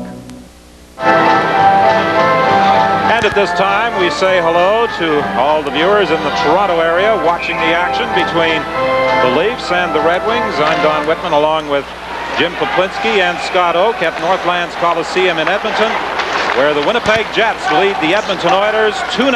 Both goals in the first period, Phil Housley and Sergei Harin scoring for Winnipeg. We're into the final minute of the second period. Anderson tried to chop it along the boards. It bounces high and out. Messier couldn't poke it past Kumpel, who shoots it back into Edmonton territory. Now it's important that Winnipeg keeps good pressure on the Oilers here for this last 40 seconds. They certainly don't want to go into the third period with only a 1-goal lead when they're up by 2 right now. Flipped in by Kevin Lowe. He goes to the bench. Ed Olczyk is back for Winnipeg. He plays it around the boards for Paul McDermott. McDermott had some problems moving it, and he loses it to Murphy. Murphy is checked by Phil Housley, and Randy Carlyle starts back for Winnipeg. Just 18 seconds remaining in the period. Carlyle winds up for a long shot right on Ranford. Kept in the zone by McDermott. Back of the goal, Craig Muni gains control for Edmonton. He gives it to Murphy. He couldn't go anywhere with it. And that will end the second period here at Northlands Coliseum. Winnipeg leading 2-0. Well, Bob Essenza has been tested 21 times so far, but he's kept the Oilers off the scoreboard. After 2, it's Winnipeg 2, Edmonton 0. There's service. And there's service. For service with style, come over to Taco Time. Put a little spice in your life at Taco Time. There's fresh. And there's fresh. Like this fresh idea from Taco Time. A soft taco, Mexi fries, and a medium soft drink. Fresh ideas are in the bag. Put a little spice in your life at Taco Time.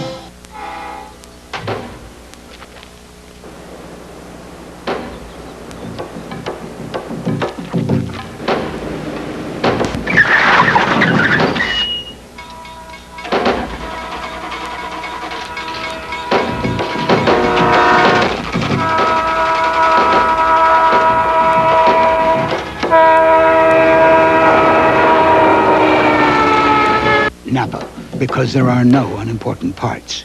Improve upon the vehicle that changed the way people drive? Sound impossible? Sounds like the all-new Chrysler Magic Wagon. Now your Alberta Chrysler dealers are offering a specially equipped model with 7-passenger seating, automatic transmission, a V6 engine, and an extensive list of features. All for $16,995, including freight.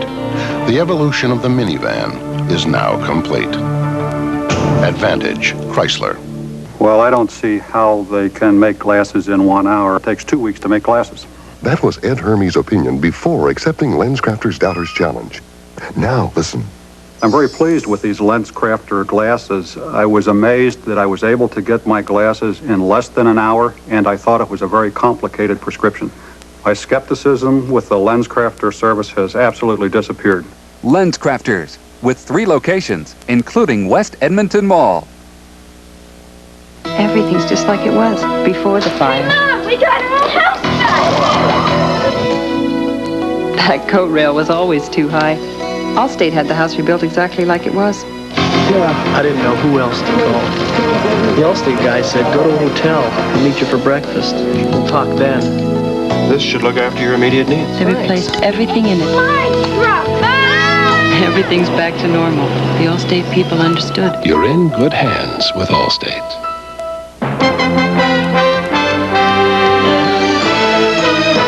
CBC News with Knowlton Nash. Good evening. Here are tonight's top news stories. Saddam Hussein moves to hold on to power by shaking up his government.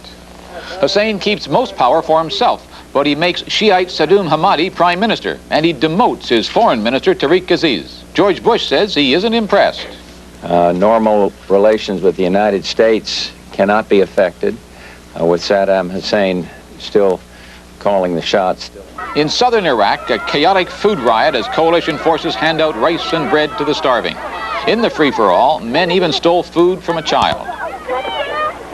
At least 5 people are killed in Kentucky and Tennessee as tornadoes hit the U.S. South. The twisters wreck homes and businesses. Dozens of people are hurt.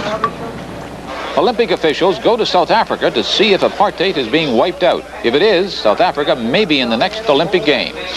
More news on the National. Now back to Hockey Night in Canada.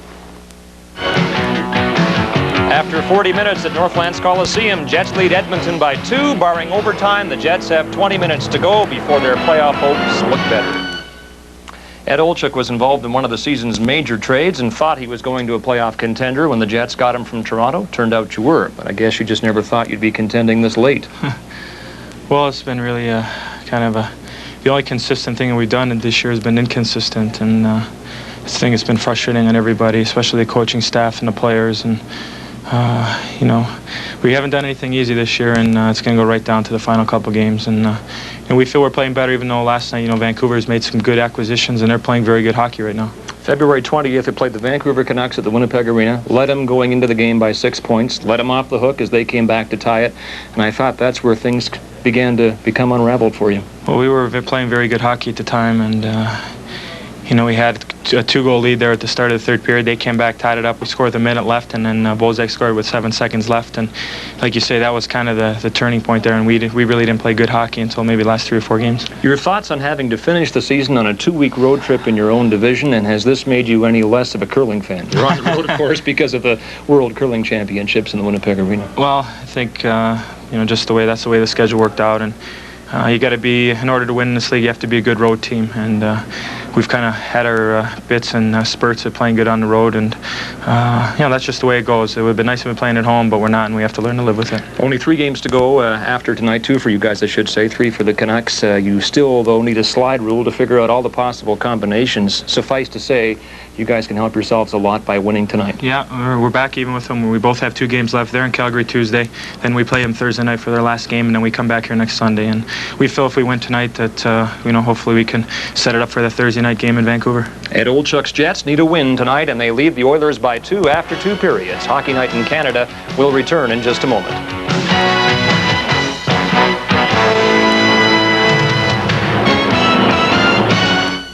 Oh, welcome to the Rockies. You're gonna grab a good time now. You know the moves, the grooves, you know the right way how. Got it right, Coors Light, the right beer now. Got it right, Coors Light, the silver bullet.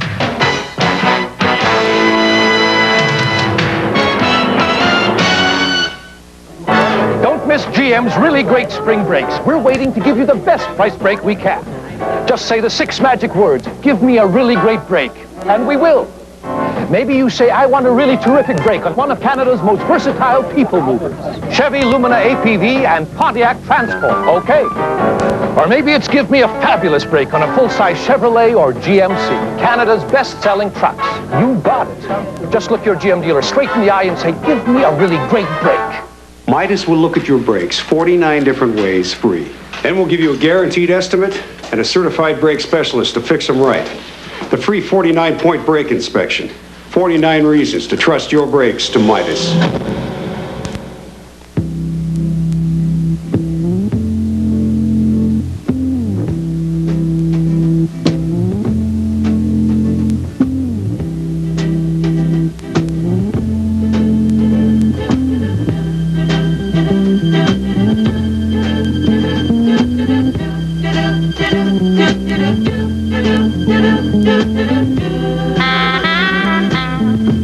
Be cool.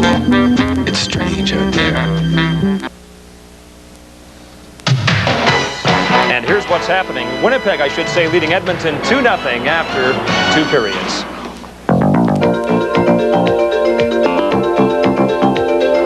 Why are these people lining up for a junior playoff game in Oshawa?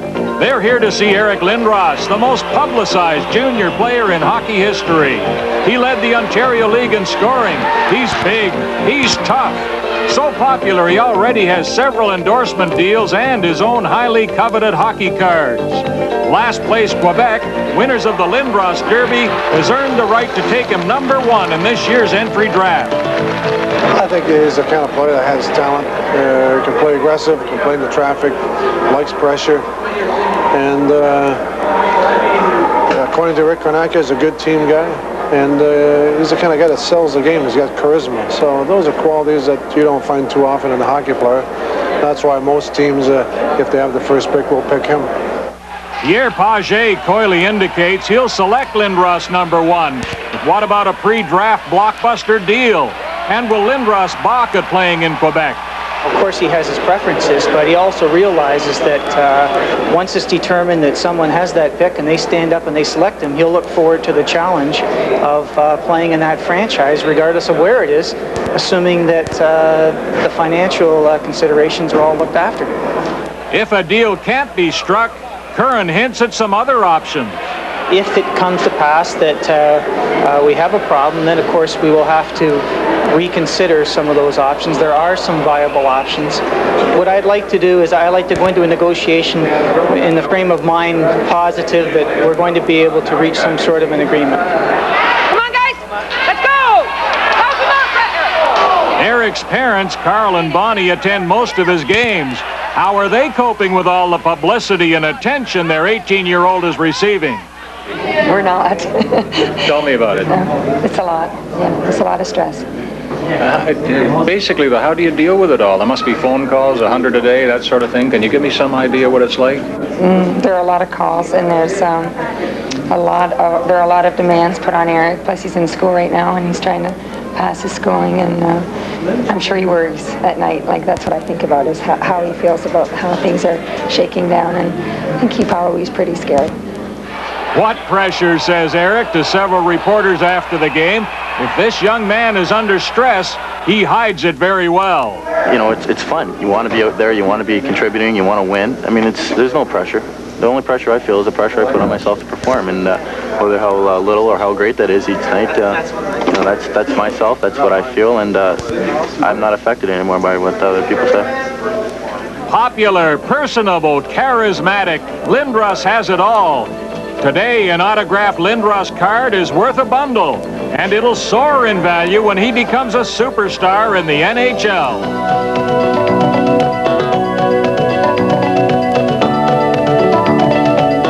Quebec played this season with about 8 first-round draft selections in its lineup, and none was watched as closely as Lindros will be next season, assuming that Quebec does the prudent thing and holds on to that first-round draft selection. Molson Hockey Night in Canada will return in just a moment.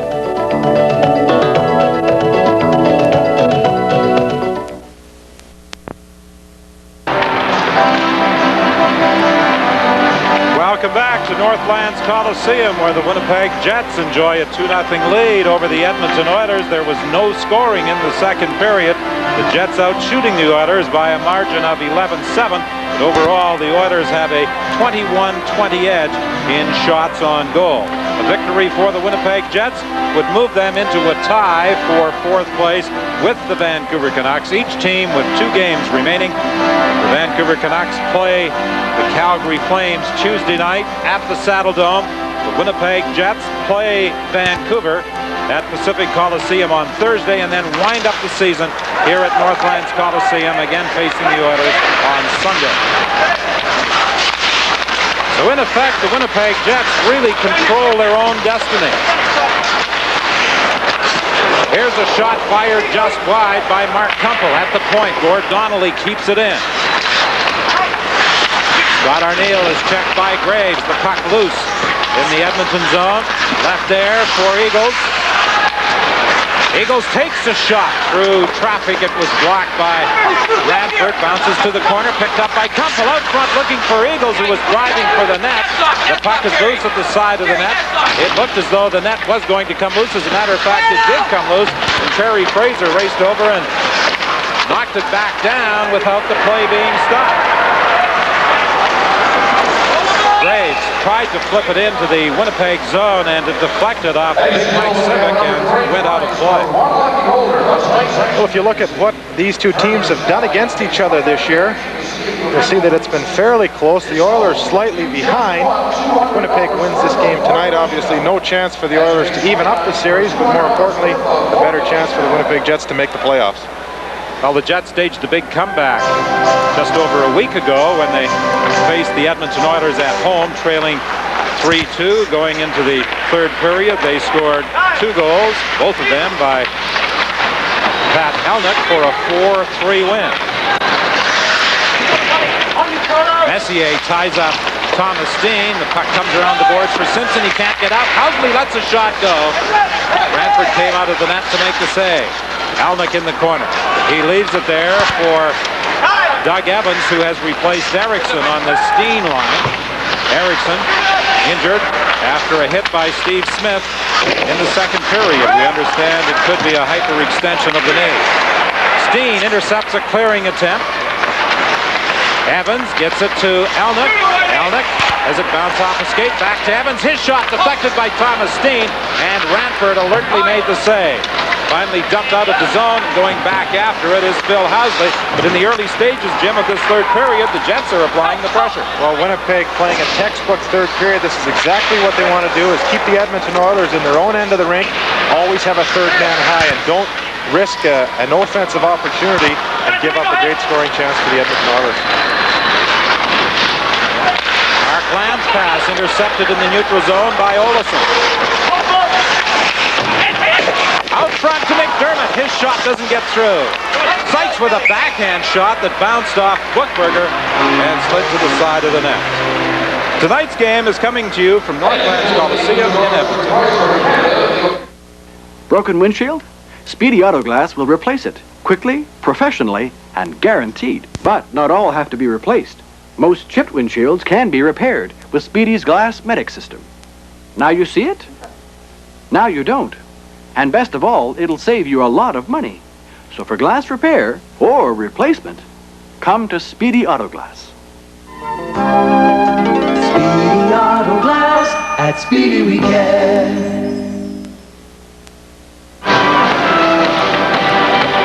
Face-off in the Edmonton zone to the left of Bill Ranford, and for the first 2 minutes and 20 seconds of this third period, all the play has been at this end of the ice. Frederick Olesen winds up and hit the post with Ranford out of position. Bill Ranford was going the other way. Olesen had that puck been on the net, would have had a sure goal. McDermott gets it ahead to Olesen. Olesen winds up and his shot right on, but it's offside as McDermott was in across the line ahead of the play.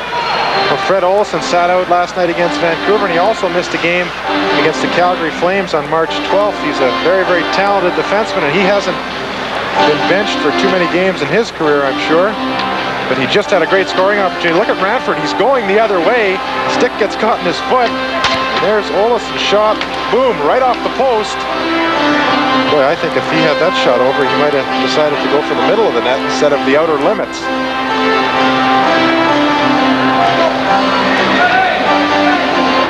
Jets, with this surge in the third period, have now outshot the Oilers 23-21. They lead by a 2-0 margin. Both goals in the first period.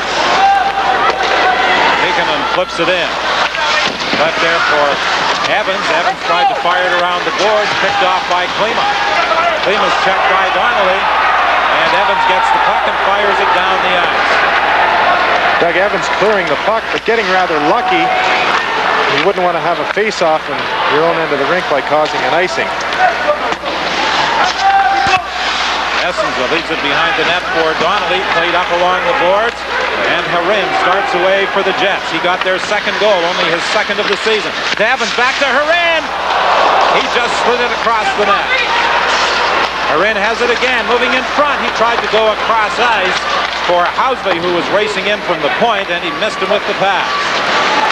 Winnipeg wants to be careful. Phil Housley jumping in on the play. Boy, if a goal results in that, because an Edmonton Oiler has a chance, he'll never forgive himself. Penalty coming up against the Edmonton Oilers with 16:07 remaining in the third. Right now, Mazda has some special values under wrap. Ooh. What's so special? New GST reduced prices, free automatic transmission. Free automatic? Or equivalent value credit of up to $900 on many models. Plus loaded, specially priced special editions like 323, Protégé, 626, Trucks, and MX6. Great spoiler. Thank you. And wait till you see our limited edition MPV and Miata. In British Racing Green. See your Mazda dealer soon, because these special values won't last long. Martin Jelena is off for a couple of minutes with a hooking penalty, and the Winnipeg Jets, with no shots in their first 2 power play opportunities, not looking like a big threat tonight on the power play. The Oilers have had three power plays with only 3 shots on net, 1 for each power play, so power plays have not been a big factor in this particular hockey game to this point. Kevin Lowe gets the puck, moves it ahead to Messier. Jets have to be conscious of Craig McTavish, who has scored 6 shorthanded goals this year. Long shot by Steen, Ranford to save. The puck in the corner, picked up there by McTavish. He plays it ahead to Messier. At this time, we say hello again to those viewers in the East who have been watching the game between Toronto and the Red Wings. I'm Don Whitman along with Jim Poplinski and Scott Oak at Northlands Coliseum in Edmonton, where the Winnipeg Jets lead the Oilers 2-0 with 15:28 remaining in the third period. And the Winnipeg Jets are on the power play as Martin Jelena still has 1:12 left in his penalty. Well, and to this point, Winnipeg hasn't looked real sharp on this power play. They certainly weren't sharp on the first 2 they had in the opening couple of periods. A crucial time. If they can net a goal here, they're in like flint. Housley has it for Winnipeg to Olesen. Olesen lets the shot go, and it's blocked. An injured player, Jeff Bukaboom. Jeff Bukaboom. Yeah, you're right about Bukaboom. He timed his slide very, very well, got right in front of the shot, but he didn't get it on a pad, and that's why he finds himself on the ice. It's a real art to block a shot, and the Oilers have a couple of defensemen that do it very, very well. But this isn't what you want to end up happening after you take the time to save your goalie. Bukaboom sliding, keep the puck off the net. And Bill Ranford's happy about it. Bukaboom isn't. Glenn Anderson with some of the best balance in the National Hockey League, and I don't think a stick like that would ordinarily take him down. Maybe looking for an even-up call. Anderson, a great talent. 49 seconds remaining in the penalty to Jelena, and Bukaboom is going to get up and skate off to the Edmonton bench.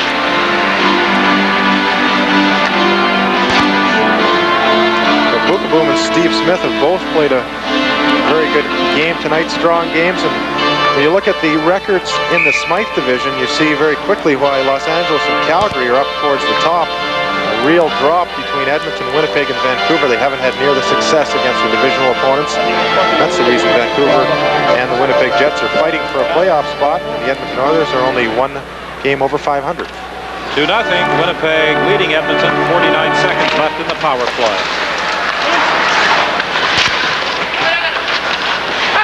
Olchak has it in the corner. Olesen racing in from the point. Olchak couldn't get it out front. Thomas Steen behind the net for Olchak. It comes loose. Back to the point to Housley. Housley for Steen. His shot is blocked. Picked up by McTavish. Working against Housley. Housley takes it away from him, throws it to an open corner, and Olchak is back after it for Winnipeg with 14 seconds remaining in the penalty to Jelena. McTavish always dangerous, kind of one-on-one. He's got some pretty smooth hands, and he's scored his share of shorthanded goals over his career. So Phil Housley doing a good job making sure that he didn't get one there. He goes out front to Campbell, he scores! That came just after the penalty had expired. Jelena was back in the ice, but Eagles stole it, and Kumpel was all alone out front. Well, Mark Kumpel getting the biggest goal of this hockey game. We talked earlier about how that third goal is so important, and Martin Jelena just getting out. Watch Kumpel, he's all alone in front. He takes his time, he waits for the 5-hole to open up, puts it right between Ransford's pads, and gives the Jets a 3-0 lead. Just a huge goal for the Winnipeg Jets. Here it is again. Look at Kumpel, he takes his time, makes sure that he has control of the puck, and as Ranford moves across, he finds that 5-hole, and Winnipeg is sitting pretty. For Winnipeg, flipping it in. Jets leading by a score of 3-0 on that Mark Kumpel goal. No scoring in the second period after Winnipeg got first period goals from Phil Housley and Sergei Harin.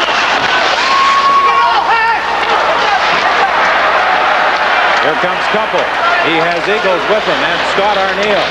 Eagles and Arneal drew the assists on that goal by Kumpel, his 7th of the season, coming at 5:59. Just after the penalty to Martin Jelena had expired. Doug Evans picks up a loose puck in his own zone to Frederick Olesen, to Danton Cole. Cole taken off the puck by Kevin Lowe. Graves picks it up, starting back for the Oilers. He has Jelena with him, stopped at the line. Murphy following up on the play, brings it in, or Brown brings it in, and Jelena was ahead of the play offside. A penalty coming up against Winnipeg. Today, we are celebrating a commitment by you, Paul, and you, Victoria, to spend the rest of your lives together. You are forming a tie that shall never be sundered. Unlike certain other of life's commitments, John Deere will give you 30 days to back out. If within 30 days you're not completely satisfied with your John Deere mower, we'll give you your money back. Because in a matter as important as a lawnmower, you deserve to be happy. So long as you both shall live. Well, Sergei Harin hauled down Adam Graves. Graves keeps his feet moving, and Harin goes a little bit too far. When you see a sweater bulge and a player go down, Kerry Fraser has no choice but to call the penalty, and the right call it was. Ron Lowe looks on with the power play that hasn't done a whole heck of a lot tonight, and more importantly, has not been very successful recently for the Oilers. Well, some Oilers have suggested that the weak power play is the result of Mark Messier being out of the lineup for so many games during the course of the season. Well, John Muckler addressed that point. He said, you know, when we had some of the greatest players in the game here, our power play struggled at times. So Glenn Anderson talked about it in a similar way to Muckler. They felt that it was just concentration and that the Oilers had to get that part of the game straightened out by just focusing more on what they were doing in the power play. There's Anderson trying to cut out front, couldn't get a shot away. Steve Smith takes a return pass for Messier. Cross ice, the shot right on by Tikkanen. But the Winnipeg Jets block it and get it out of the zone. And as it's fired in, it's offside. 1:13 remaining in the penalty.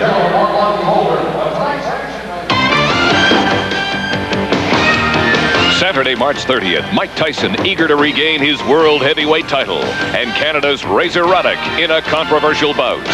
Coming Saturday to Sports Weekend.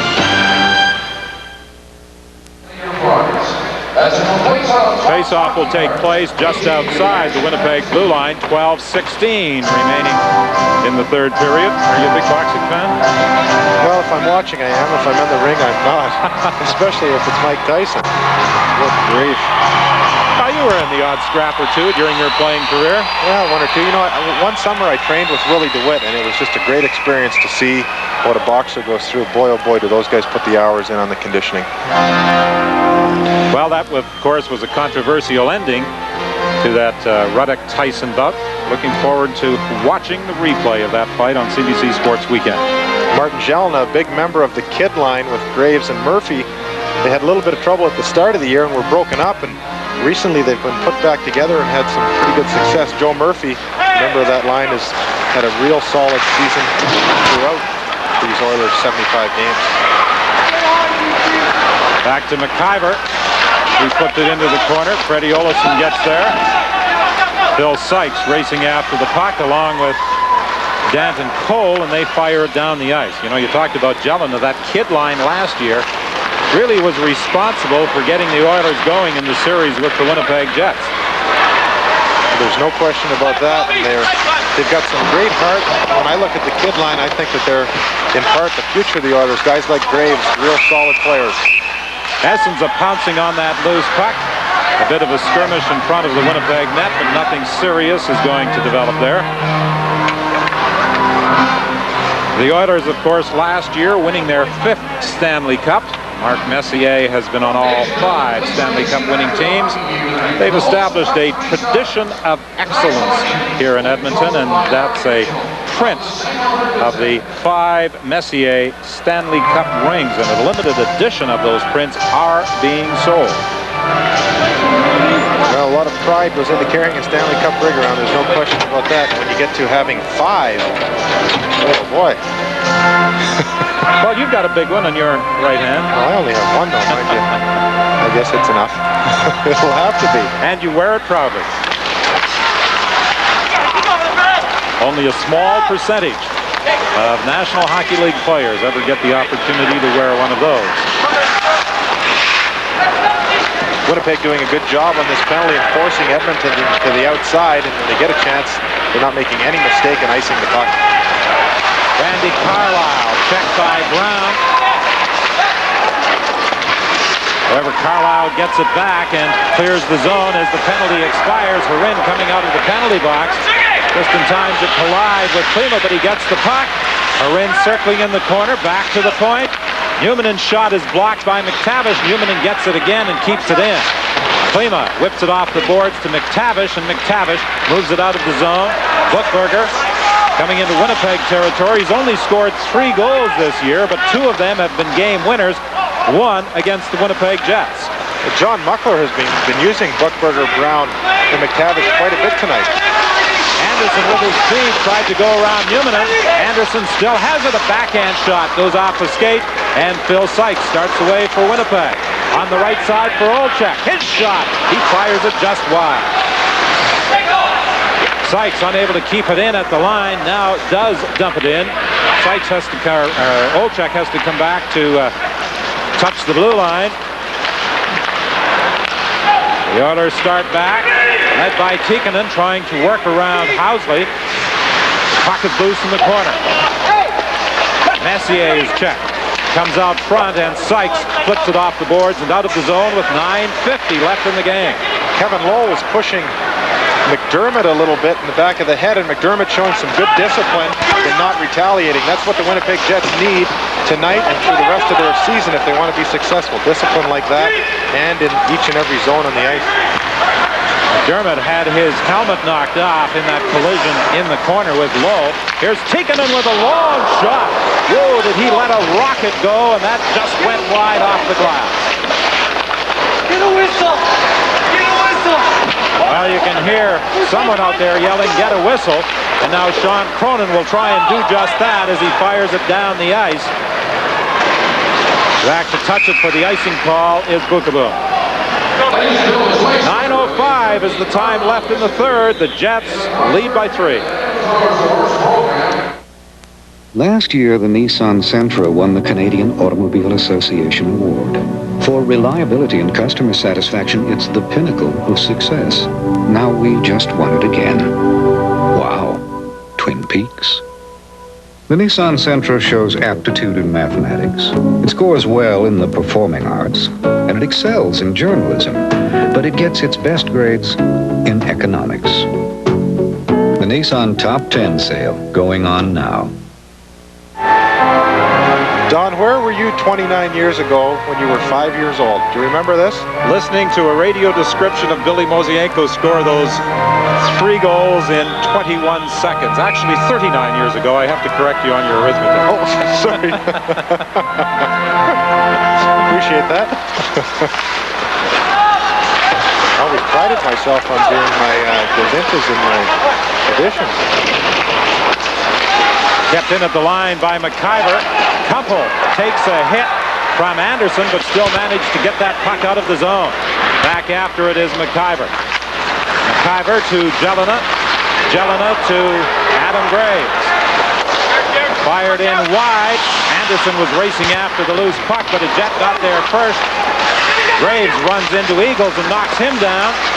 Now Anderson is knocked down, and this is going to result in a penalty against Scott Arneal. So another power play chance for the Edmonton Oilers. The extra attacker is out there. Messier has the puck for Edmonton.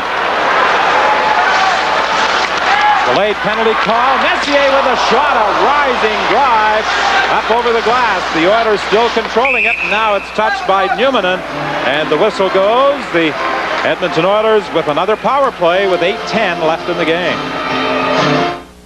In Canada, when someone moves into a place of their own, a traditional gathering is held.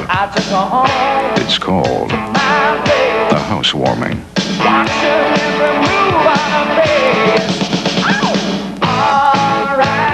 Molson Canadian.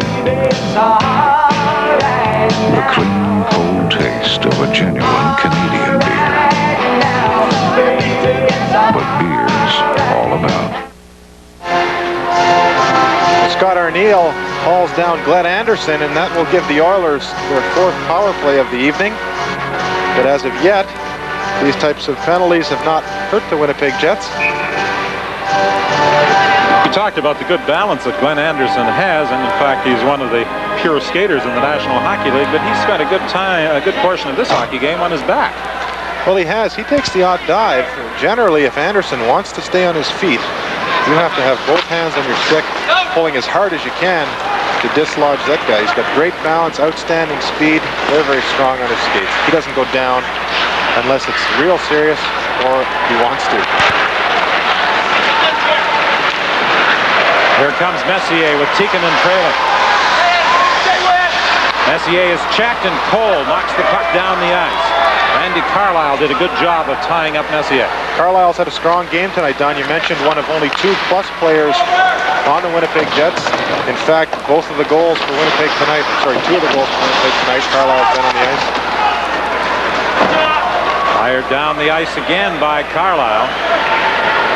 He was a +6 coming into the game.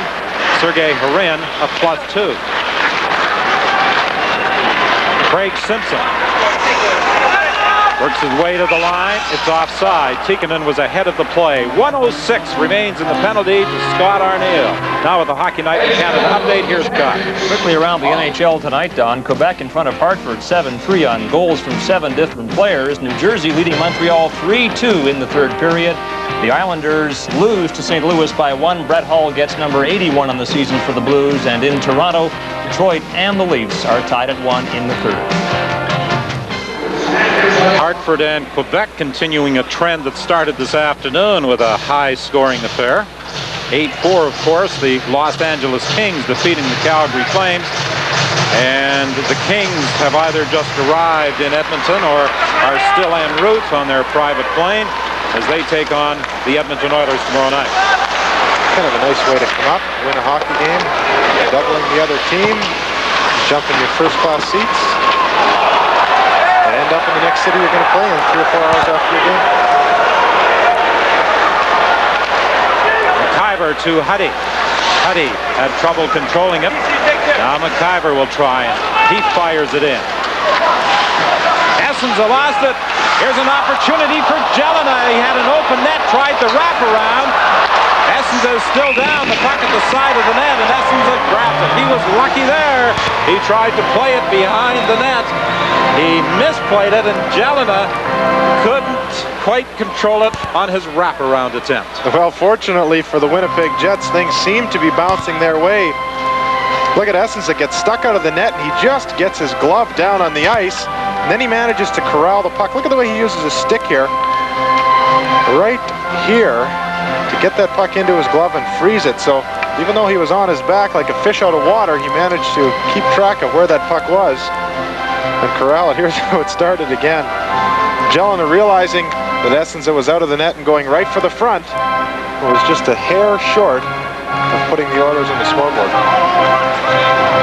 Martin Jelena, one of 6 20-goal scorers on the Edmonton Oilers roster this season. 20 goals, a career high for the youngster. He has a great future in the National Hockey League. He does. He's a good goal scorer. He takes the body very, very well. Good pursuit on the puck. A solid all-around player. Huddy's shot fired wide. McIver at the other point. Keeps it in. To Jelena.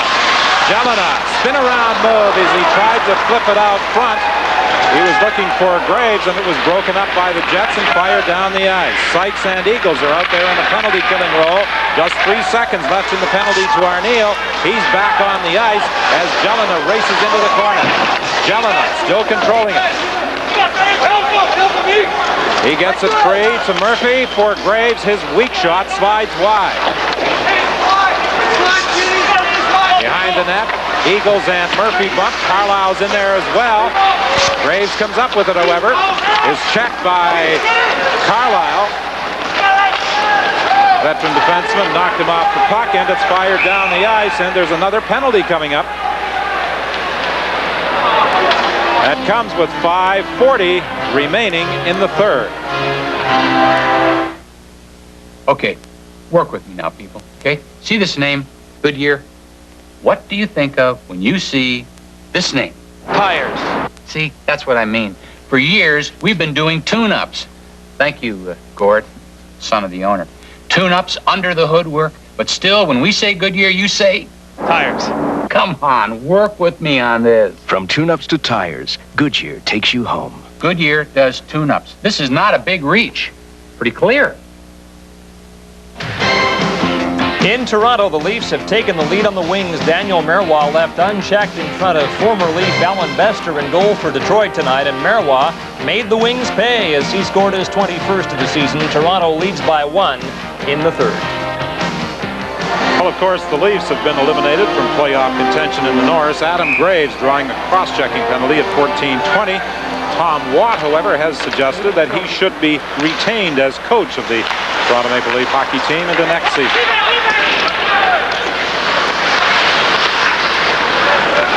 The Jets have not had any success on the power play. Their last goal, the one by Kumpel, came just seconds after an Edmonton penalty had expired. I think that's underestimating it a bit, Don. In fact, the Jets have only had one shot in their 3 power play attempts, so that's an area of their game that they have to improve. Buchberger finds an opening. Steen picks up the puck. He had to wait for Olczyk to get back on side. Olsson's shot is blocked by Lowe. Olczyk was on him, but Lowe moved it along the boards to Buchberger, who took a golf swing at it and sent it flying down the ice. Well, John Muckler is playing a lot of different players in different situations. We just saw Buchberger out on the ice killing a penalty. He seems to just be rolling his lines one after the other, allowing everybody to play and get in this hockey game, and that might be one reason why the Oilers have not had a whole heck of a lot of success tonight. Marin gets it over to Olczyk. Olczyk to Newmanen. Back to Olczyk. Rink wide for Housley. He plays it off the boards. His weak shot picked up by Bukaboom. Bukaboom to Lamb along with Anderson, but it's poked away at the blue line and knocked back into Edmonton territory. Ranford way out of the net to play it. Now has it behind the goal. Just 24 seconds remaining in this penalty, and the Jets are in a position leading by 3 with only 4 minutes remaining in the game. They don't want to take any chances with this man advantage. Well, there's no question about that. A couple of times earlier on in the game, their defensemen were jumping into the play. They seem to have learned their lesson, and they're holding back a little bit and not putting themselves in that position on this power play. Danton Cole takes a hit from Steve Smith as Buchberger comes in across the line, working against Carlisle. The two of them go down. Graves has it, took a shot, and Essenza got a pad on it with Lowe looking for a deflection.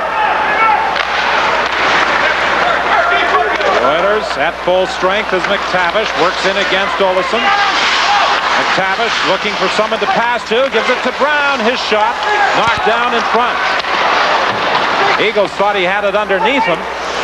He was the man who blocked that shot. Kevin Lowe in the center ice area. On the wing now for Simpson. Simpson lets a weak shot go, and Essenza grabs that and holds on with 2:59 remaining. Winnipeg leading 3-0. Improve upon the vehicle that changed the way people drive? Sound impossible? Sounds like the all-new Chrysler Magic Wagon. Now your Alberta Chrysler dealers are offering a specially equipped model with 7-passenger seating, automatic transmission, a V6 engine, and an extensive list of features, all for $16,995, including freight. The evolution of the minivan is now complete. Advantage Chrysler. Many of our troops have returned now from the Persian Gulf, and at Maple Leaf Gardens tonight, prior to the opening face-off between the Leafs and the Red Wings, there was a special ceremony honoring our Canadian troops who were part of the struggle that mercifully ended quickly.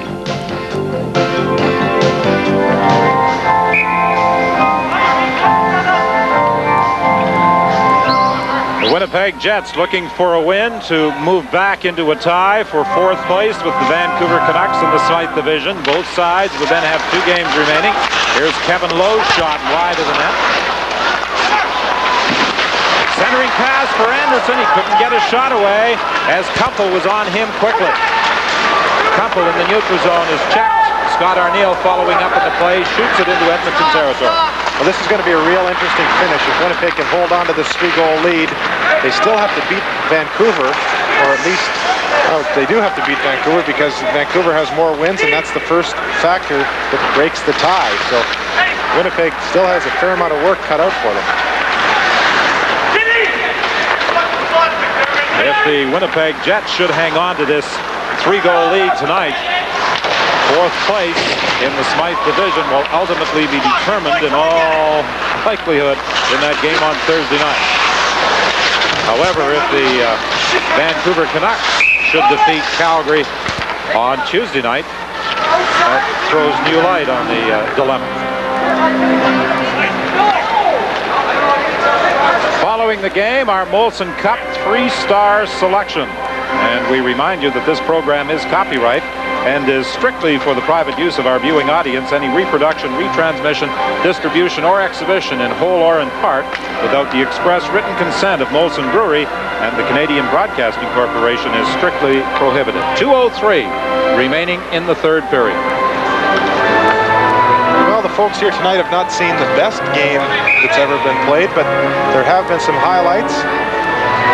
Bill Ranford sure would like to have played a couple of shots over, but on the other end, Bob Essenza, I'm sure, is quite happy with the fact that 2 minutes and 3 seconds remaining, he still has a goose egg on the scoreboard for the Winnipeg Jets. Looking for his 2nd shutout of the season against the Edmonton Oilers. His first was on October 31st, the last time that the Winnipeg Jets visited Northlands Coliseum. He has registered 3 shutouts this year. Pass is too far for Elman, picked up by Craig Muning. These two teams, of course, had such a great playoff series last year. It went 7 games with the Oilers prevailing.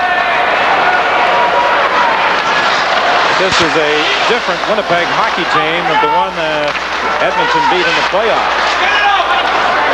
Matter of fact, in doing a little checking today, I accounted for 131 goals from players who participated in that semifinal round who are no longer with Winnipeg. You wouldn't have to take too many players away from the Edmonton Oilers from last year's lineup to reduce their goal output as well. I'm thinking specifically of Yari Curry. Edmonton has had their share of difficulties as well this year in scoring goals. We're into the final minute of the period. Scott Arniel attempted to throw it out front. Mark Kumpel takes a hit as he moves into the corner with Steve Smith. Kumpel trying to tie it up, and he succeeds in forcing a face-off with 43 seconds left in the game. With a Hockey Night update, here's Scott. In Montreal, the Canadiens now have tied the Devils on a disputed goal. They have given the goal to Guy Carbonneau, who tipped Cote's shot with 4 minutes left in regulation time. The Devils allege the goal was never scored, but Paul Stewart, the referee, says it was, and it's 3-3 in Montreal.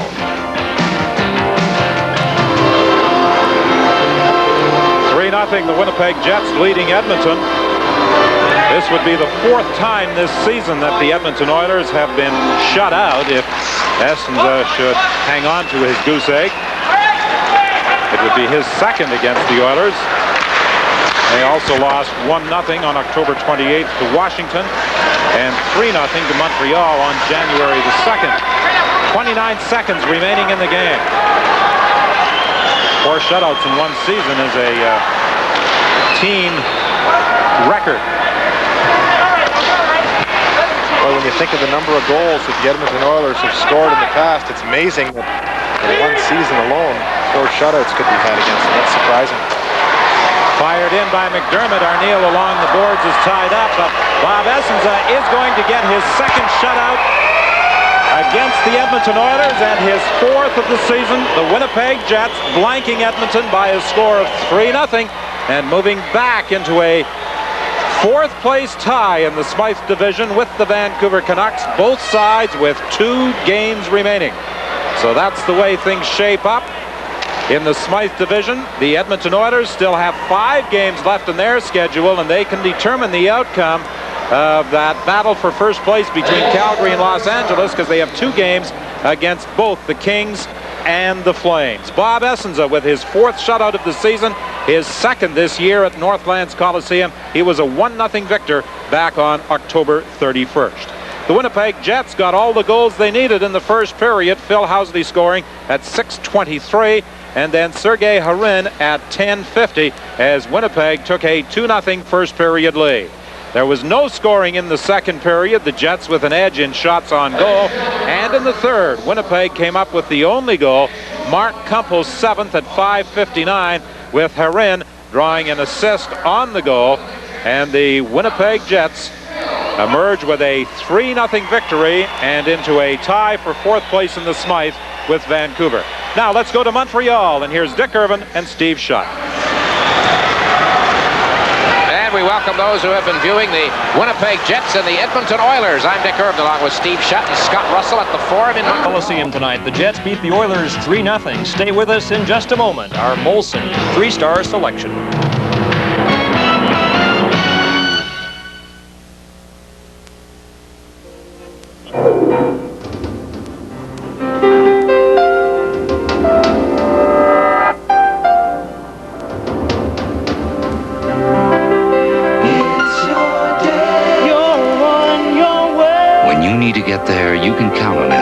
We understand what's important to you, and we're here to give you fast, friendly service and get you back on your way. You're on your way with Esso.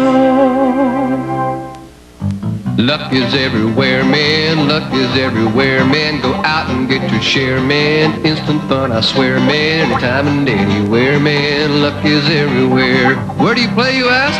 Or how about Nipawah, Pinawa, Manitoba, Clue Farm, Grand Beach, Mobile Hill, Isabella, Gimli, Goose Jaw, Weyburn, Assiniboine, Estevan, Humboldt, Battleford, Eyebrow, Lucky Lake, Okotoks, Balzac, Lethbridge, Red Deer, Erie County, Barrhead, Finnegan, Wabaman. Wherever you are, if you're looking for luck, why not start from scratch? Luck is everywhere, man. Luck is...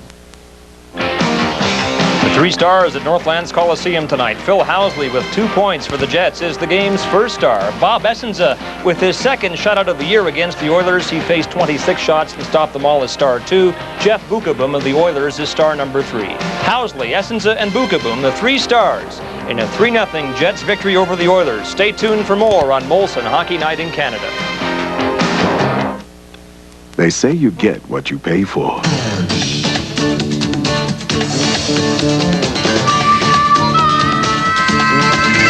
At McDonald's, we insist on it.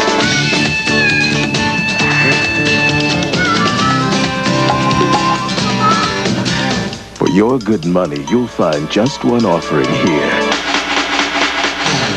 Good food. McDonald's, always good food, always good value. A high-speed Canon fax can scan and transmit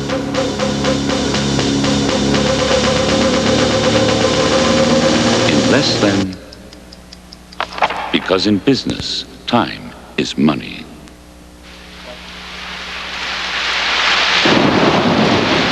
It's raining.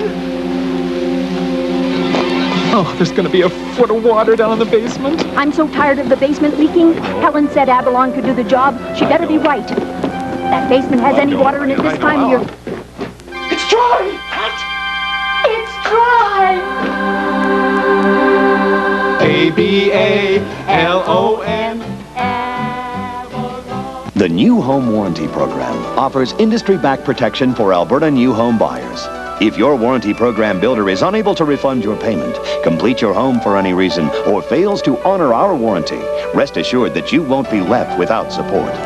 Our new home warranty provides comprehensive payment protection, and we'll pay up to $25,000 to cover the costs of completing your home, as well as a 5-year warranty when you move in. New Home Warranty, protecting your investment. Specials that save you more. That's IGA. Come shop IGA for Sunripe Red Label applesauce, specially priced in your March IGA catalog. And enter to win a Ford Taurus in the IGA Hockey Challenge. People come first at IGA. Who else treats you right with a taste fantastic, like the Peanut Buster Parfait for just $1.99? Dairy Queen, with crunchy peanuts and layers of thick, hot fudge. Who else treats you right with a beauty like this $1.99 banana split? Creamy smooth, light tasting and delicious?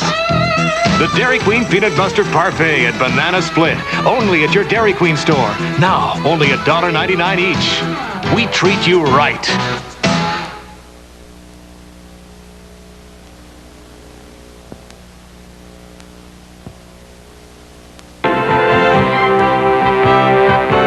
And here at Northlands Coliseum in Edmonton, the Jets beat the Oilers 3-0. Joined now by the second star of tonight's 3-0 Winnipeg victory over the Edmonton Oilers, Bob Essensa. So what is it about the Oilers that's allowed you to shut them out twice this season? Well, I think it's a team in front of me that's played so well. You know, I can't take all the credit for this one, and tonight was no exception. They played tremendously in front of me. You know, we really took away, the good scoring opportunities away from Edmonton and really just gave them the outside shot. And, anytime they do that, my game is a piece of cake. You had a good look at most of the shots tonight. A real good look, and that's rare because usually they do a pretty good job of jamming up the front of the net with the Buckbergers and the Simpsons and so forth. But tonight our defense just cleared them out and let me see the first shot, and it was easy from there. Bob, the mood of this team flying to Edmonton in the wee hours of the morning from Vancouver, I can only imagine was very low after the loss in Vancouver last night that could really have cost you had you not won this game. Oh, we were very low, without a doubt. It was a big game for us. It was a must-win in, a lot of our players' minds, and to not have won it, we felt our backs were up against the wall a little bit, and I thought that we rebounded very well. We came out and played a real strong defensive playoff type of game, and we're very happy to get the 2 points here tonight. Let's put it this way: you like your chances of making the playoffs better at this time tonight than you did at this time last night, although you still need help from Vancouver. Oh, without a doubt, we still have to go into Vancouver and beat them, and hopefully come back here and take 2 points. But it's not an impossible task. We prove that we're still trying to fight back, and hopefully with similar efforts in the next 2 games we'll be fine. Congratulations on your 4th shutout of the season, second against the Oilers. Thanks for your time. Thank you very much. Molson Hockey Night in Canada on CBC returns in just a moment. How come I got 2 tax returns? Which one do I use? Is it really easier? This year, Revenue Canada is making tax filing simpler. Our guides are easier to follow, and for people with straightforward tax situations, we've added 2 optional returns that don't need any calculations. To find out which return you can use, check your guide. People with answers. Revenue Canada Taxation. What happened when Canada's leading copier company started to dream in color? They created the revolutionary Canon color laser copiers for color that demonstrates, motivates, and communicates. True to life color that'll stop you dead in your tracks. Canon full color copies, changing the face of business. Ray, are you nuts? Where'd you get that stuff? On my front porch. Tastes pretty darn good, Nora. You want to try one? Ray, if it tasted all that good, don't you think they'd make a bigger fuss and leave in a little box on your front porch?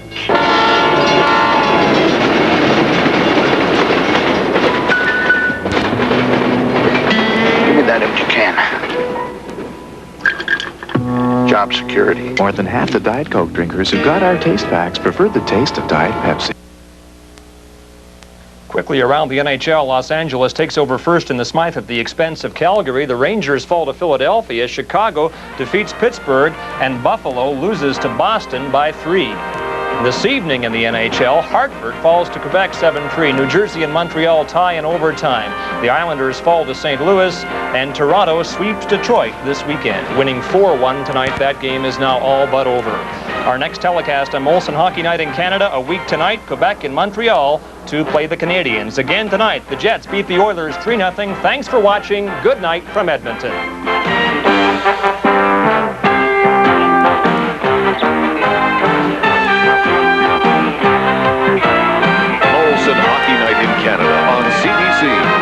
brought to you by Molson Canadian, what beer's all about.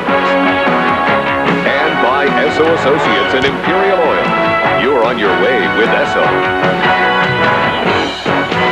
The head of Network Television Sports is Alan Clark. The executive producer of Molson Hockey Night in Canada on CBC is Ron Harrison. Tonight's telecast from Northlands Coliseum was produced by Larry Isaac. Our director in Edmonton was Dan Parrish. Our isolation director tonight was Don Moss. And our thanks to all the other production and technical personnel who helped make this telecast possible. And a final now in from Maple Leaf Gardens in Toronto, where the Leafs have beaten Detroit 4-1.